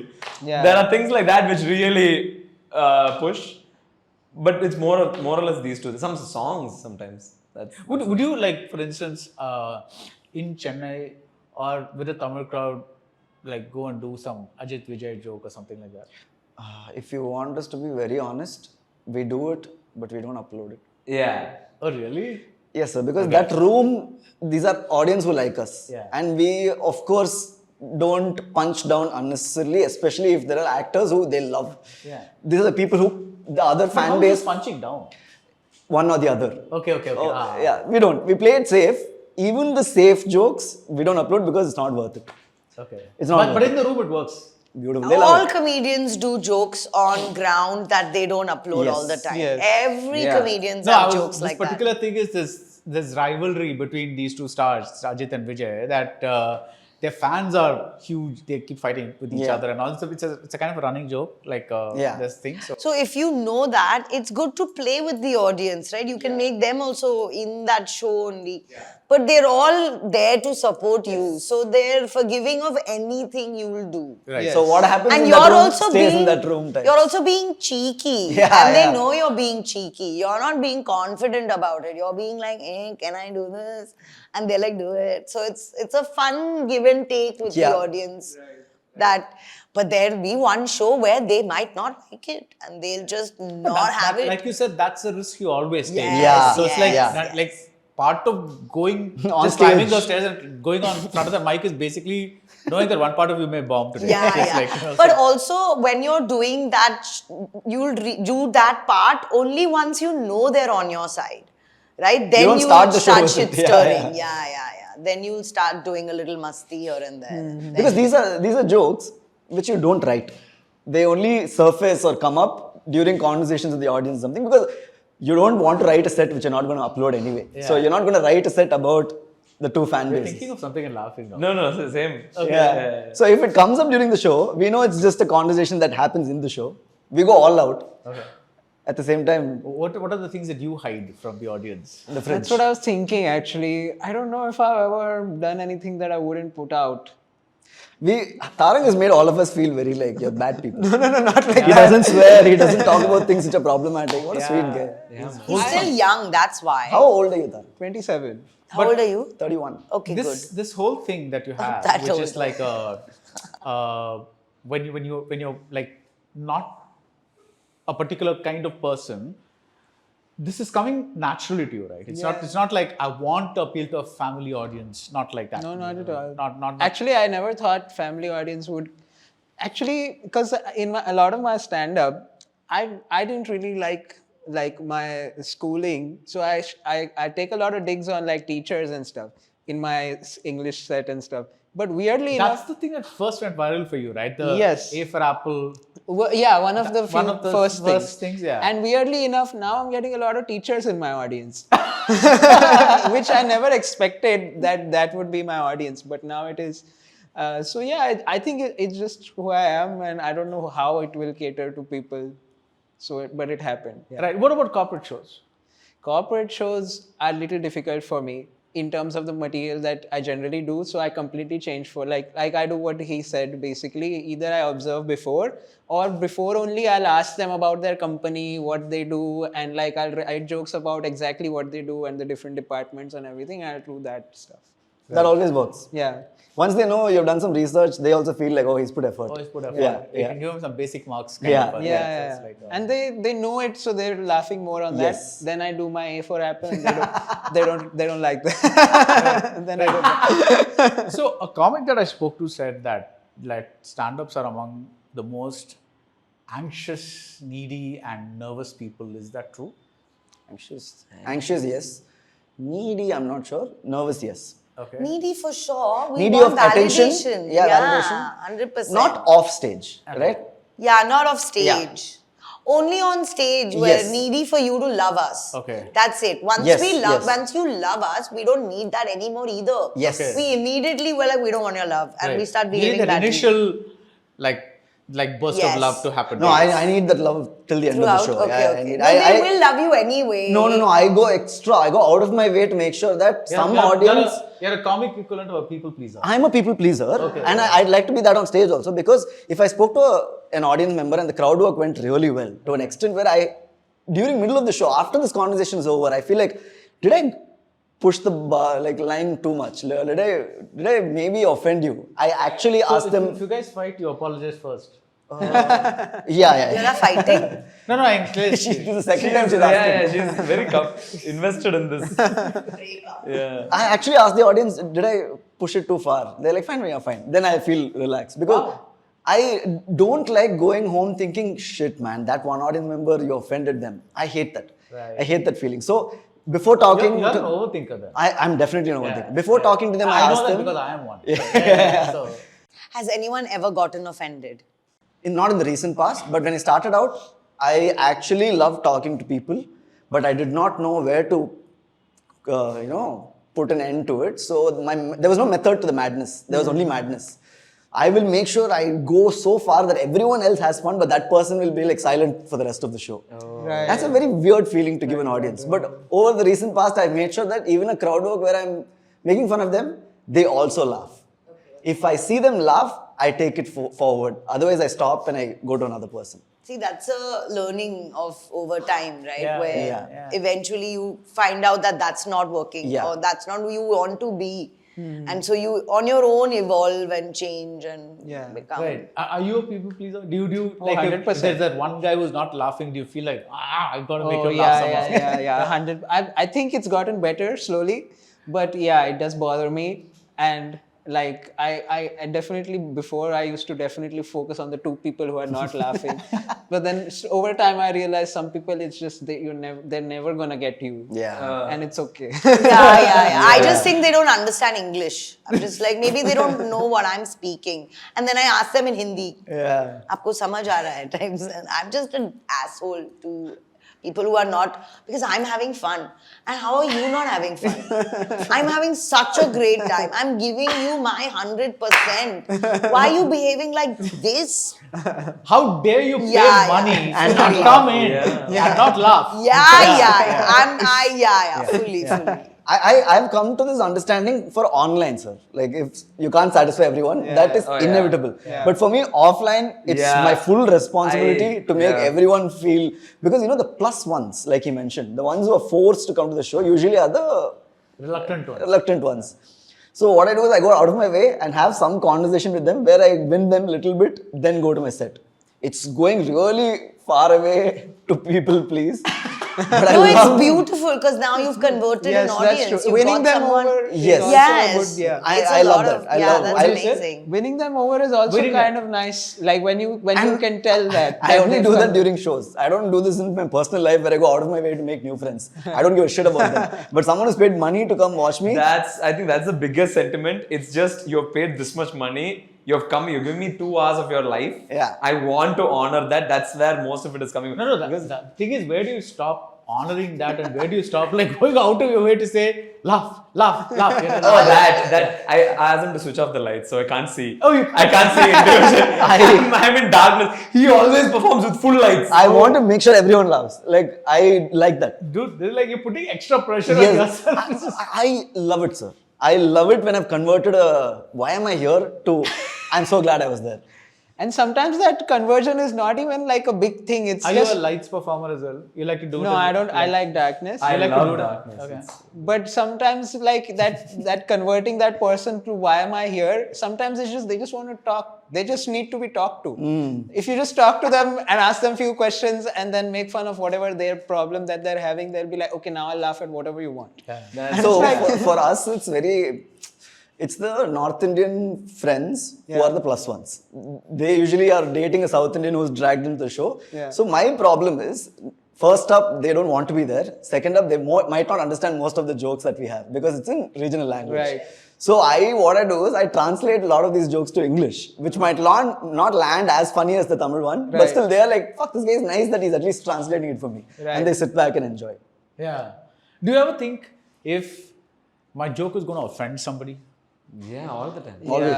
Yeah. Does that change the nature of the joke? Even for a reel also we think, like, is this gonna offend somebody? Yeah. Does it change the nature? Yeah, if we get consensus, yes, this may be problem. So, but you don't. No, I'll change it. Yeah. I won't say it only. I'll not upload the offensive jokes. Maybe in riffing, I'll probably be offensive. I won't write it to be offensive. And anyone can take offense to anything these days anyway, right? But before you put something online, punching down is more like you don't go there, right? Okay. You don't talk about someone, how they look or whatever. So that I feel like you shouldn't do it anyway. Yeah. So on Yeah. behalf of bald guys, I have to ask you this. Did you ever think about us when you did the joke about Oh, the I'm boy. worrying Yes, and then yes, I have got. So that is. I was actually thinking of that joke only when you asked this question. I was like, yeah, this is probably going to be offensive to people who It's are. not, I don't know. It's fun, right? Because the thing is that if you start worrying about every such thing, you'll never be able to make jokes. Yes. But like this is a light thing. But for something might be like supposing you joke on religion. Right. You know, that might genuinely offend somebody. Like the baldness is like you learn to accept it. But like when you say a religious joke or something like that, that might really like you know. Do you think? Right. You'll go to jail if you say Yeah. that, and you put it on the internet. You will go to jail. There's So no there's doubt about no it. way you're going to go there at all. No, you Religious, shouldn't. So I generally avoid religion in general. Okay. Yeah, with that stuff, I kind of could tell sometimes, but I could. The thing is, when I used to do that joke, like I could see a lot of bald people in front of me enjoying also. Yeah. So then I would be like, okay, this is not as. So there was Rahul Yeah. Subramaniam, I think, had a bit about DJs, and a lot of DJs got offended. And Really? he The had- DJ he community. pulled out of the Pune Comedy Festival because DJs in the festival were like, we won't let him perform. Oh. Yeah, like so it doesn't have to be a religion or something. Anybody can take Any form of offense is scary, I so. have that cricket bit where a lot of boys took full offense. They were like, it's a religion, cricket is like these people are fighting for the country and and he's a 12-year-old boy sitting in some village without a face, right? They're all faceless accounts Yeah. sending these. How do you that's what I'm saying. Why do you let them intimidate you? You don't. You don't. Yeah. You do your thing, right? And if you feel that it's offensive, then you don't say it. But if a comedian's saying something offensive, I will go to them and be like, you shouldn't talk about this at all. There was a comic who was making fun of his partner being fat. And it was really inappropriate stuff. She's not there. And I was like, you're making fun of someone who's not able to defend themselves. That's wrong, right? If he was like, no, it was about me. I'm like, so then say that. It'll work way better than you putting someone down who's not even there. Right. Easy to punch down. I'm just rethinking that. What if he checked with his partner and like he or she was totally It's offensive still, right? Okay. It's So still the joke itself was offensive. is offensive, Oh, right. yeah. It's in bad taste to Right. make someone, and because there are other fat people in the room. He was talking about the person being fat and how they had flab But everywhere that's what or I'm whatever. like I'm talking about, because the thing is, let's take that bald joke again.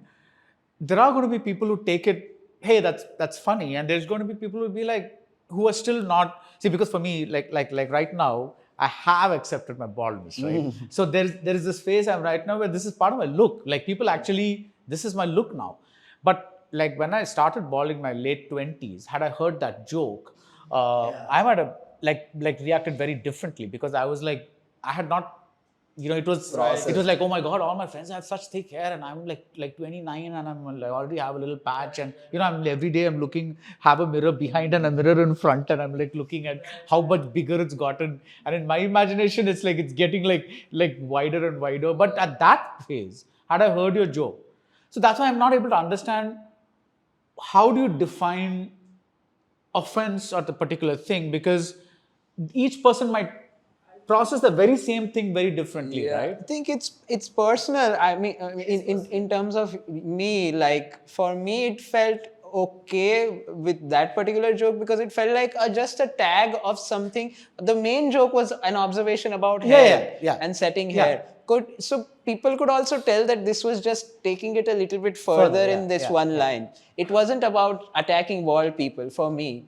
And I think the audience could also tell that. And I don't think anyone looks at it as an attack as such, because the tonality defines everything, right? For example, if these guys make a joke or you make a joke, I'm sensing that they are enjoying themselves and they're not out to kind of put anybody down.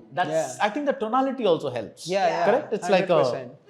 But the same example, like even if the three bald people in the audience had a great time, you will still offend some bald person. 100%. That's what I'm saying. Which So is that's how do you... Like, Yeah, how do it's you- personal. Yeah. I would have to take that call, be like, is this in good intent for me? Is this fine for me? Am I really actually punching down with this whole bit that I'm doing? And I'm asking you, then, isn't that a never-ending question? Because that A for Apple, am I insulting teachers? Am I like everything could For me, it didn't feel like that because Okay. I wasn't making fun of teachers. I was making fun of how it was taught, and so I don't think I was really doing like a Yeah, no, so no, basically I'm we- just saying that everything has a potential.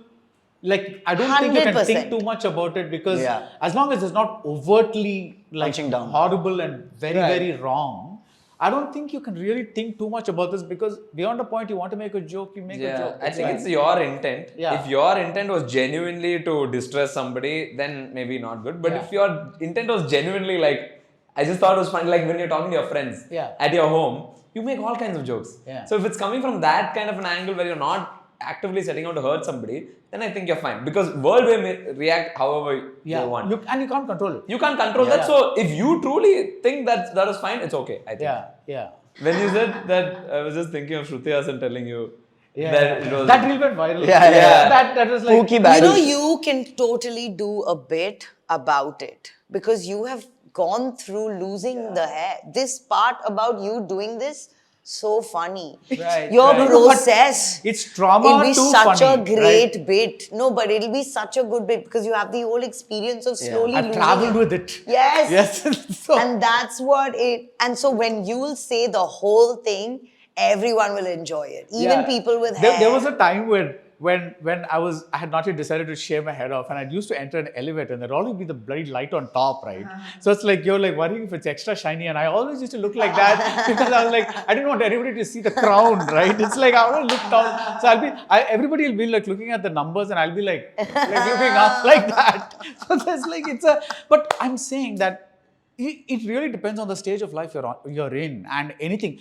Like you could tell a breakup joke, right? See, Karan Johar said this once about Kabhi Alvida Na Kehna, where this lady came up to him and really started screaming at him because her daughter had just gotten divorced. And she thought, let's go to a Karan Johar movie because it'll be like fun and, there'll be like family values, whatever, and everybody will have a happy time. There'll be lots of Dance, glitz music. and Yes, dance yes. and music, and it'll be like larger than life and all that. And then you're talking about infidelity and emotional, Kabhi Alvida Na Kehna, right? It's like my daughter was traumatized because she's reliving all her things all over again. He said, I never expected that response because it's like, I thought I was telling a story. I'm like, all you can do is tell a story. Yeah. Tell a joke, tell whatever it is. Beyond the point, I feel very bad for that person who was traumatized, but what can you do? It's like where do you stop yourself or draw the line, right? It's like, I think things have turned too serious. No, but also the more you do it, the more you will realize that this is going to be offensive. And then Yeah, you'll change it yeah. and you will say it in a different way. What is That the most happens. offensive things you've said? The most offensive things I've said. I don't know, now I've forgotten. Earlier we used to do accents, right? Yeah. Where if something happened, you'd suddenly do a Punjabi accent and it would be funny. Now that's also offensive. Now you can't, you have to be careful about... The way I see it, it's like there are lots of people who comment on things that I say, like okay, or the way for instance, something that I might have said in this very interview or round table or whatever it is. But the way I see it is I take it and I register it, and whether I will repeat it or not, I do not know because so much of it happens in the flow. And I don't know because maybe that is a part of me. Maybe there is a very disgusting part of me that is going to be disgusting forever, despite all the education that I get, simply because that's the inner me, and that's one core that I cannot change. I don't know. I'm just Then like, own it. oh yeah. Yeah, then best is to own it. Do it fully. Be offensive to the No, correct I'm not- way. I'm not- I mean, that's I'm what just I'm saying. generally That's- saying, yeah. In general, if you're trying to do something in a way, don't hold back. Yeah. Then commit fully to it. Be that whole. Yeah, like maybe not more than offensive. Like if you have a flaw and people recognize that Yes, flaw, yeah, just be like, yes, I am this way. Yeah. What do you So want to do? I enunciate and talk a lot. And there was a reel where I didn't realize where I have enunciated, like properly enunciated, and people have been like, why is she talking in caps? And honestly, I've always enunciated. So it doesn't offend me anymore that I am. And I'm like, oh my God, they recognize. Right? And you have to own it. You have to own whatever. Yeah. What's the most offensive thing you've done? Offensive thing on stage? Yeah. Well, you can talk about your private life also if you want, but then. I don't know. On stage, a lot of times, sometimes I feel I have by mistake said something to offend somebody, but I didn't mean to say it that way, but they have registered it that way. Oh, yeah. Yeah. That all happens. Come again? What's that? Like I've said something and I didn't mean it that way because I was saying something different, but they have registered it that way. Interpreted. Whatever. Interpreted it that way. And because sometimes I'll say something that for me is like nothing, and then I'll get I'm like, what did they interpret? I didn't say anything like that. So sometimes then that comes to me like, what am I saying? Then that haunts me sometimes later. I'll be like, what did they think I said? I think I remember now I had one of these moments where it's completely by accident. I'm on stage. Tell us. Yeah, so okay. I'm on stage, people in front. This is early days of doing crowd work. I'm still learning the ropes. I see somebody look extremely fair, and I said, "Oh my God, there's a white person here. Hi, where are you from? Which country are you from?" They're like, "Oh, I'm not from here." But you're clearly white. Later, I realized they had what is that skin? Leukoderma. Leukemia. No, there's another term. What is Alopecia. I you feel do the this hair shit. thing. No, the Pigmentation. Alopecia, no? I think it's leukoderma. No, alopecia is hair. Oh, hair. Yeah. I don't know what that was, but it turns out they had that, and then I'm like, oh my God, I'm so sorry. It's one of those moments. Like, Sometimes that happens. That's terrible, right? You lose sleep over that. Yeah, because you didn't intend. Yeah. I was genuinely like, oh, foreigners come to our show. Yeah. Like that's That's horrible. that's horrible, right? But you didn't intend for that. Yeah, that video never saw the light of day. The Dark Lives of Comics thumbnail for this for this video. But yeah, I genuinely did feel bad, and then I apologized. But yeah, but You didn't feel bad? I felt very you bad, felt bad, okay, and then I apologized also later. But because from the stage, the lights you can't sometimes make out exactly. Yeah. Like I think the only thing I thought of was like, say my example was probably like He's trying to think of the most PG rated thing that's possible. no, this one is not actually, but I didn't mean it that way. Okay. Actually, I don't know if it is that offensive either. Tell us. There was the there was build-up is like really getting Yeah, so much. Yeah. This was way back in the day. I was doing 16, when you were 16. No, I didn't start comedy. Okay. But I was doing a show in Pune, and there was like this uncle who had come, and I was talking about chess. I have this bit about chess, and then I asked people, "Do you play chess?" And he said, "Yeah." And then I say, "Who do you play with?" And then he paused for a bit, like, "Nobody, just yourself. You play with yourself." And then everybody laughed. It is. Oh my God, Taran made a dark Creepy joke. joke. But I didn't realize I had, because I genuinely, like, in my head, it was just him playing chess with himself. Yes. Yeah. So I did a whole act out also after that about like, oh, he's doing chess and then he's being the other person. And they didn't laugh at that. And that should have been my cue to read that, oh, they interpreted it differently. What did they interpret it as? Like he's lonely. He's playing with himself. Oh, okay. You didn't get that? Like, Yeah, I also didn't. That's why you laughed. I laughed because it is very funny for him to just imagine him playing alone. That's what I thought. That's what it is, playing alone. But But the audiences was creepy. audience have taken it in the innuendo, playing with yourself. Yeah. Oh, okay. That's what I'm saying. Okay. That's alone. Yeah. Why am I Comedy explaining? subject. Exactly. Because if you play with yourself in public, that's not playing Yeah, with yourself. yeah, That's a very understood. different zone. Okay, got So it. then I didn't realize Did I what had literally happened. act out what happened in the room? Exactly. Yeah. I was this person. And then I Yeah. didn't And realize. also the chess pieces look kind of, like. No, so you're overthinking. Right. This baddie's dark side coming out. So this kind of stuff you think about later, and you're like, Yeah. oh shit, what did I say to this person? Suddenly you wake up one day, oh shit, man, am I a bad person? Yeah, am I a bad person? Yeah, that Yeah. happens all the time. Have you had that? Am I a bad person? I own it again. Like I said, I am just like, I am a bad person, and I will ask them. Like, I mean, this didn't happen on stage, but a friend of mine had a tattoo of 2 boys and a dog. And I was like, oh, cute. Is any one of them dead? And he's like, yeah, my brother. And I burst out laughing. I was like, you're lying, ha ha ha. He's like, no. And I'm like, ha ha. And even today, whenever I meet him, I'm like, oh, ha ha, you're dead, brother. It just makes Suddenly I feel I continue to build on that joke every time I see him. I'm like, I feel very clean suddenly. Like, yeah. You are. You know how Tarang feels every day. I feel like he's over it.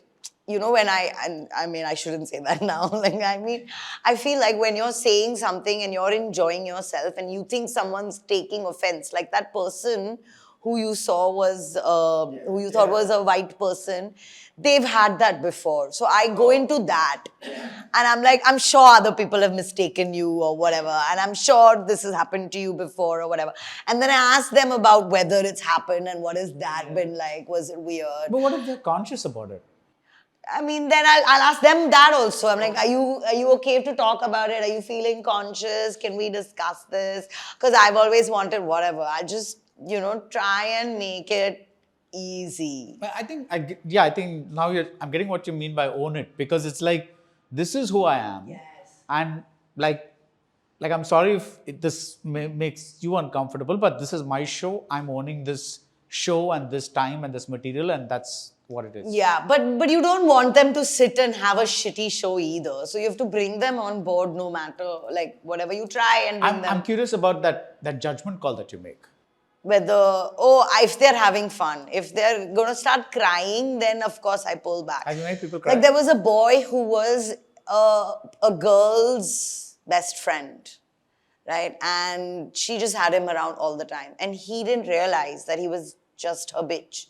And so I made him realize that. And then his face changing and He thought he was he was something his, else. yeah, he thought he was more than anything. And I was that just, guy is just going through everything. oh my God. And I And this saw is in it a show. happen. Yes. And his girl was going, please stop. The whole time she was just like, and he was like, you're right. And he was feeling like he was going to leave that girl immediately there and then. But that has happened as well, where I've made someone think about what their life situation is. But I don't think you offended him. I don't think. I offended the girl for sure. For sure I offended the girl. Yeah, you did some harsh therapy. Yeah, you did therapy. Full therapy. Yes, you really Yeah, did. yeah. You gave them a challenge. I did. I do that all the time. I do that. Right. So it's time to wrap up, and so what are the key takeaways of this show? Because he was talking about corporate and all, I was like, okay, remembering those days and saying, I'm sorry. like after this PowerPoint presentation, what are the key Minutes of the takeaways? meeting. Last slide is on Minutes of minutes meeting. of the meeting. Yeah. So it's just like, What did we talk about? Fridges. Fridges, yeah. Fridges are important. okay, That's one thing. that's key takeaway. Oh, I know this is what we started with. Why are people coming to stand up and not Watching, going to rather. films? Yeah. They're coming more to us is also because, for example, these boys, their show is different every time. Right. So the same people the same can crowd, go again and yeah, again yeah, and yeah, again yeah. and watch them. Right, the movie, whatever, there's same movies now, right, rom-com, whatever. They're not that fascinating anymore. There's nothing exciting happening in cinema, new anymore. But there's so many new voices in the industry as well. So I think that's also a reason why And people... a lot of stand-up comics are getting pulled into movies as well as actors. As you've done a show. Yes, sir. Like he did the Tamil version of Panchayat, and I think you're doing a show. You're not doing a show? No. You sure? Not I heard sure. Netflix has approached you or something like that. No. That I'm not doing because I'm doing something else, which is also in the movies, but Okay. Yeah, they are. Doing a show like As in like a Acting. acting No, gig. no. You're not interested? I'm interested. I've just not really. Put it out. Like tell. I want to do an. Yeah, I want to do an acting thing. I like doing comedy acting a lot. Actually, I was in the theater club, and that's how I started stand-up. Yeah, same. Bro. Same. Yeah, college theater club. Just Yeah, same. I'm dramatic. I'm not theater. Yeah. So like, no, because you would not believe this. I was terrified of appearing anywhere. Like this is like out of syllabus for me. Wow. Like when if you ask my friends, I was like, how did you of all people end up in this job where you have to talk to people and be with other people and interact with them and riff off what they're saying. Yeah. And you like how did this happen? I don't know, but I was never like I would just like one. Okay, I'm not going to confess too much. Okay, bye. So then I was like really getting into a zone there. No, go for it. No, you have a therapist. no. Here. I don't want her. Mommy, no. So I don't want to. Did Maddie just say mommy? No. That's the thumbnail. You got it. Thumbnail. Mommy, no. Do you want to challenge mommy? No. You know what? But I do think movies are still the superior art form. I don't know. Yeah. I still truly believe it. See, listen, I wasn't saying. Why you like Yeah. going to the cinema? I love it. Oh, I think love it. The feeling you get after watching a really good movie Is unparalleled. unparalleled. What's the to- last really good movie you saw? The last really good. I think Marty Supreme. Marty Supreme. It made me feel a lot of things. Posh, I watch English films. Yeah. Wow, like. I also. Oh Okay, my god, Yeah, you ending- liked that ending was- movie? Oh, I- That 10 Days for I TT loved one? that movie. I liked it Oh my god, until it the was so end. slow. What? It was slow. It was so slow. I hate Slow movies are great. I think Premam, Manjumel Boys, Premam, these films made me feel something that I've not felt. No, I think it's different. What's your Like, favorite movie of all time? favorite movie? Lord of the Rings. Yeah. Lord of the Rings. Lord of the Rings. Okay, the trilogy, Peter Jackson. Yeah, you can't recreate that feeling that you get after amazing. watching that from any kind of show. I First feel. time I watched it, never forget it. Yeah. Yeah. But I think, it's different. I don't know if one thing is superior or inferior, but it's like a different feeling. I also remember my first ever stand-up show. That was insane. That was very, very fun. Insane in a good way. In a good way, yeah. Okay, yeah. No, see, again, I was not talking about better. I was just like... No, they're choosing us now. Yeah. That's what I'm talking about. It's like the thing is, if I have an hour, like say movies are an investment of, like let's say a half hour of travel if you're lucky, 3 hours in the theater, back. That's a time commitment more than anything else. It's not about the money. It's not about the something else. It's a time commitment. And the bigger thing is, in like 6 weeks time, 8 weeks time, it's going to come home. So unless you're really like a hardcore, I need to watch this on the big screen, like a freak like me, you're going to watch many things if and when they come to the on OTT, or like he'll do a torrent or something like that, and like you never know. Yeah. So there is like so that's where I was coming from. Not which is better or worse, but because I can easily imagine myself like any day, because I don't have Sundays, but any slightly off day or something like that, I have an hour, I'm just going through like 10 minutes of him, 10 minutes of him, 10 minutes of you, 10 minutes of you, and that's like 40, Yeah. that's so that's like a thing. So there's genuine competition in the form of free entertainment, and I just need YouTube. I don't need to subscribe to an OTT platform. That's true. So I feel that the more this happens, the more, like, look at what a phenomenon BBQ Wines has become. It's like over the years. Yeah. It's like, it's insane how that just literally grew under the shadow of, and nobody was expecting that, right? It's like, that's what I'm talking about. It's a parallel ecosystem. I do. I think YouTube. I think it's not just stand-up comedy. YouTube as an ecosystem. I still need to watch an hour of YouTube before I sleep every day. Yeah. I can't, and I have so many favorite creators who are not even stage guys. They're just like their own. You watch my interviews or no? Yeah, I do. I actually do love them. I bank on you before going to a movie. No, but your interviews, you get really in depth with directors. No, but this is, see, I've been reading his reviews from Like the when he was Hindu. LKG, when he was I was in LKG, school. he started making reviews. So He can't take a compliment. This is I can't take, like talk about him. Like, he's very good, right? So- No. I also can't take. Guys, I can take compliments. Yeah. No, you need a challenge. I'll meet up with you when I need some harsh therapy for sure. No, Like, why don't you do stand-up? Yeah, For yeah, 5 minutes. Yeah. Listen, you'll nail it. You're so good with keeping us engaged right now. You'll be really good on stage. Did you suddenly become a people pleaser? No, I just want everyone to do stand-up. Everyone can do stand-up. That's true. Okay. Everyone can do stand-up. Everyone Everyone can can do. thumbnail. Everyone can do stand-up. Yeah. The people who are really funny in closed groups. In clothes. In closed groups. Like you mentioned. He's thinking of the chessboard. On the closed loop. Like how you mentioned, like how a friend tells you you're very funny, you should get on stage. I think that person can genuinely be funny on stage if he is very resilient in hitting open mics. So you can get on stage, but it's like learning to cycle. You'll fall a couple of times, right? You can't give up just because you fell. Yes. You keep learning till you can go to, Chennai on a cycle, whatever. But you'll get there. It's like learning to get onto a cycle. It's very That's it. inspirational. Yeah. Yeah. Because Cycle from Mumbai to Chennai. yeah, Do it. quite a because Yeah. everyone finds their By audience. then you'll be a stand-up comic. Yes. Everyone finds their audience. Everyone finds their audience. And now what is actually happening is a lot of comedians are becoming influencers Thank you. in order to get their audiences. Yeah.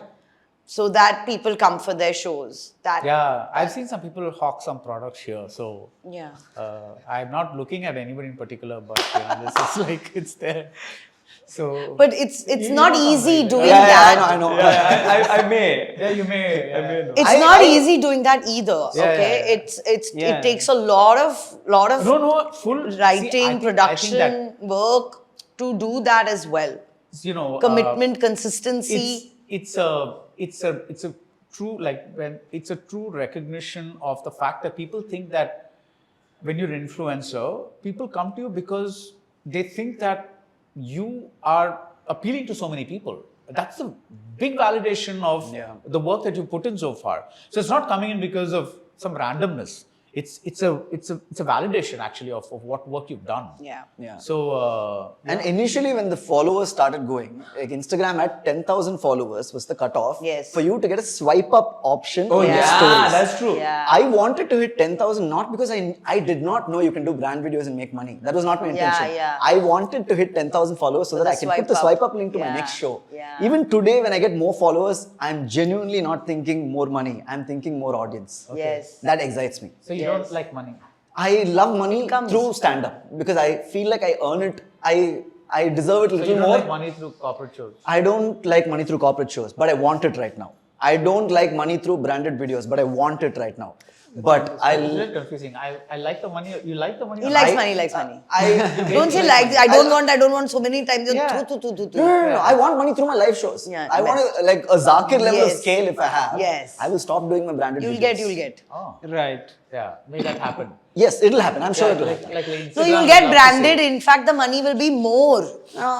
At some point, More. I want to be in a position where I can say no to brand videos. Fair. Where I know I have live audience and where I have my movie opportunities because these two things I feel like I deserve it. I'm Yeah. working really hard. No. Like the name's like slipping, but you were in a couple of movies. as Yes, sir. well. Omana Penne with Oh, Harish yeah, Kalyan. yeah. So, I feel like these are things you really wanted to do when you started out. Right. Whatever is happening right now is because I'm riding the wave. All these brands and all, I didn't know were coming 5 years right, back. yeah. But even 5 years back, I wanted to sell out an auditorium. I wanted to feature in you one want to be a scene. sellout? Sell out in an auditorium. Okay. Okay. So cool. I want to be in one scene of a film. So those are the ultimate goal. What are your like? I want to be in one scene of a film. What is your equivalent of It's that? always been the same. I want to direct a movie. I want to make a movie. Nice. That's it. It's always been Oh, that. He made a kick-ass short film. Kick-ass. It's like, I'm not even joking about this. It's just so good. On Thank so you. many levels. The writing, the making, the acting. It was just so good. I think I wrote you about it. Yeah. I also sent it to you because I was like, Oh, you were desperate for the... no, I just wanted to see what you thought about Oh, it, okay, but okay. genuinely, Yeah, because it was my first time making I think, it. yeah. And because as I said, I've been reading your columns from the Hindu for a long time, so I just wanted to, because it was my first time, so I was excited. So now you're doing a feature. I'm writing one. Oh, nice. I'm writing one, but that's my goal. That's so been cool. my goal. That's like a fridge. Good for you. Like, Yeah. That's That's Just been make my- sure you don't bend too much. Yeah. Technology. Yeah. Yeah. What's your thing? Like, I want to...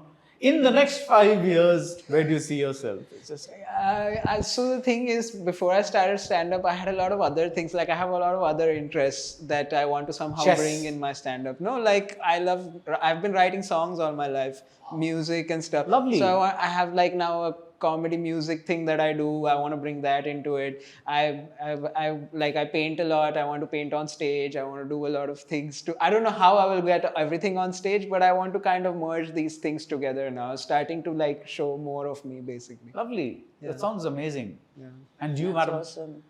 I am good. I just want to have fun on stage. I'm going to turn 50 in 5 years. No, but that's like That's that like has I nothing to should do with be what you alive. want to do. Oh, I want to do Madison Square Garden. Okay. Yeah, that's a good. That's a good thing. So Let's go.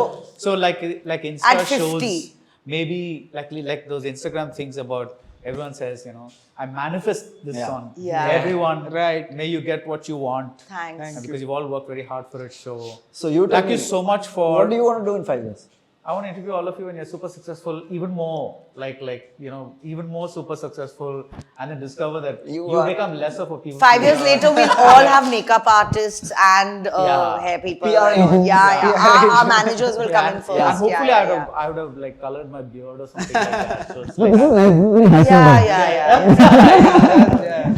so anyway, but thanks so much guys for making it. It was super fun for me. I hope it was kind of okay for you. It was amazing. Yeah. Yeah. But thanks a lot, and especially because I wasn't really sure how this would like pan out, but like are you guys going to make a bunch of jokes? Are you going to? But I really got to know a lot about what is it that you guys do, and that's something always lovely to learn about a profession that you think you kind of know on the surface, but you're lifting up your collar, right? Okay. No, Oh, sir. all right. I thought like, I was like, just when I said, I think I know a lot about what you do, and he's like, Mike, proud. Wow. Duh, Abhishek Kumar. Duh. Yeah, wow. That's some confidence, dude. It's This like, is my life model, sir. so, but thanks again. Thank you for having us. Thank you. Thank you. From reading Conversations with Baradwajrangan to being part of Conversations to Baradwajrangan. Wow. Thank you so much. Thank you. Title sponsors Balmer, Lawrie and Company Limited, a Government of India enterprise with 160 years of trust. The Chennai Silks let the celebrations begin. Anuj Tiles, Ragangal Palavidam, Ovondrum Ulagattaram. Presta Women's Wear, Anaithilum Besta, Presta, Innerwear Leggings and Nighties. Presents Galatta Plus Stand-up Comics Roundtable. Supported by KFC, full on variety, full on chicken. Darling AC Tiruvizha. இந்தியாவிலே மிக குறைந்த மாத தவணையில் AC.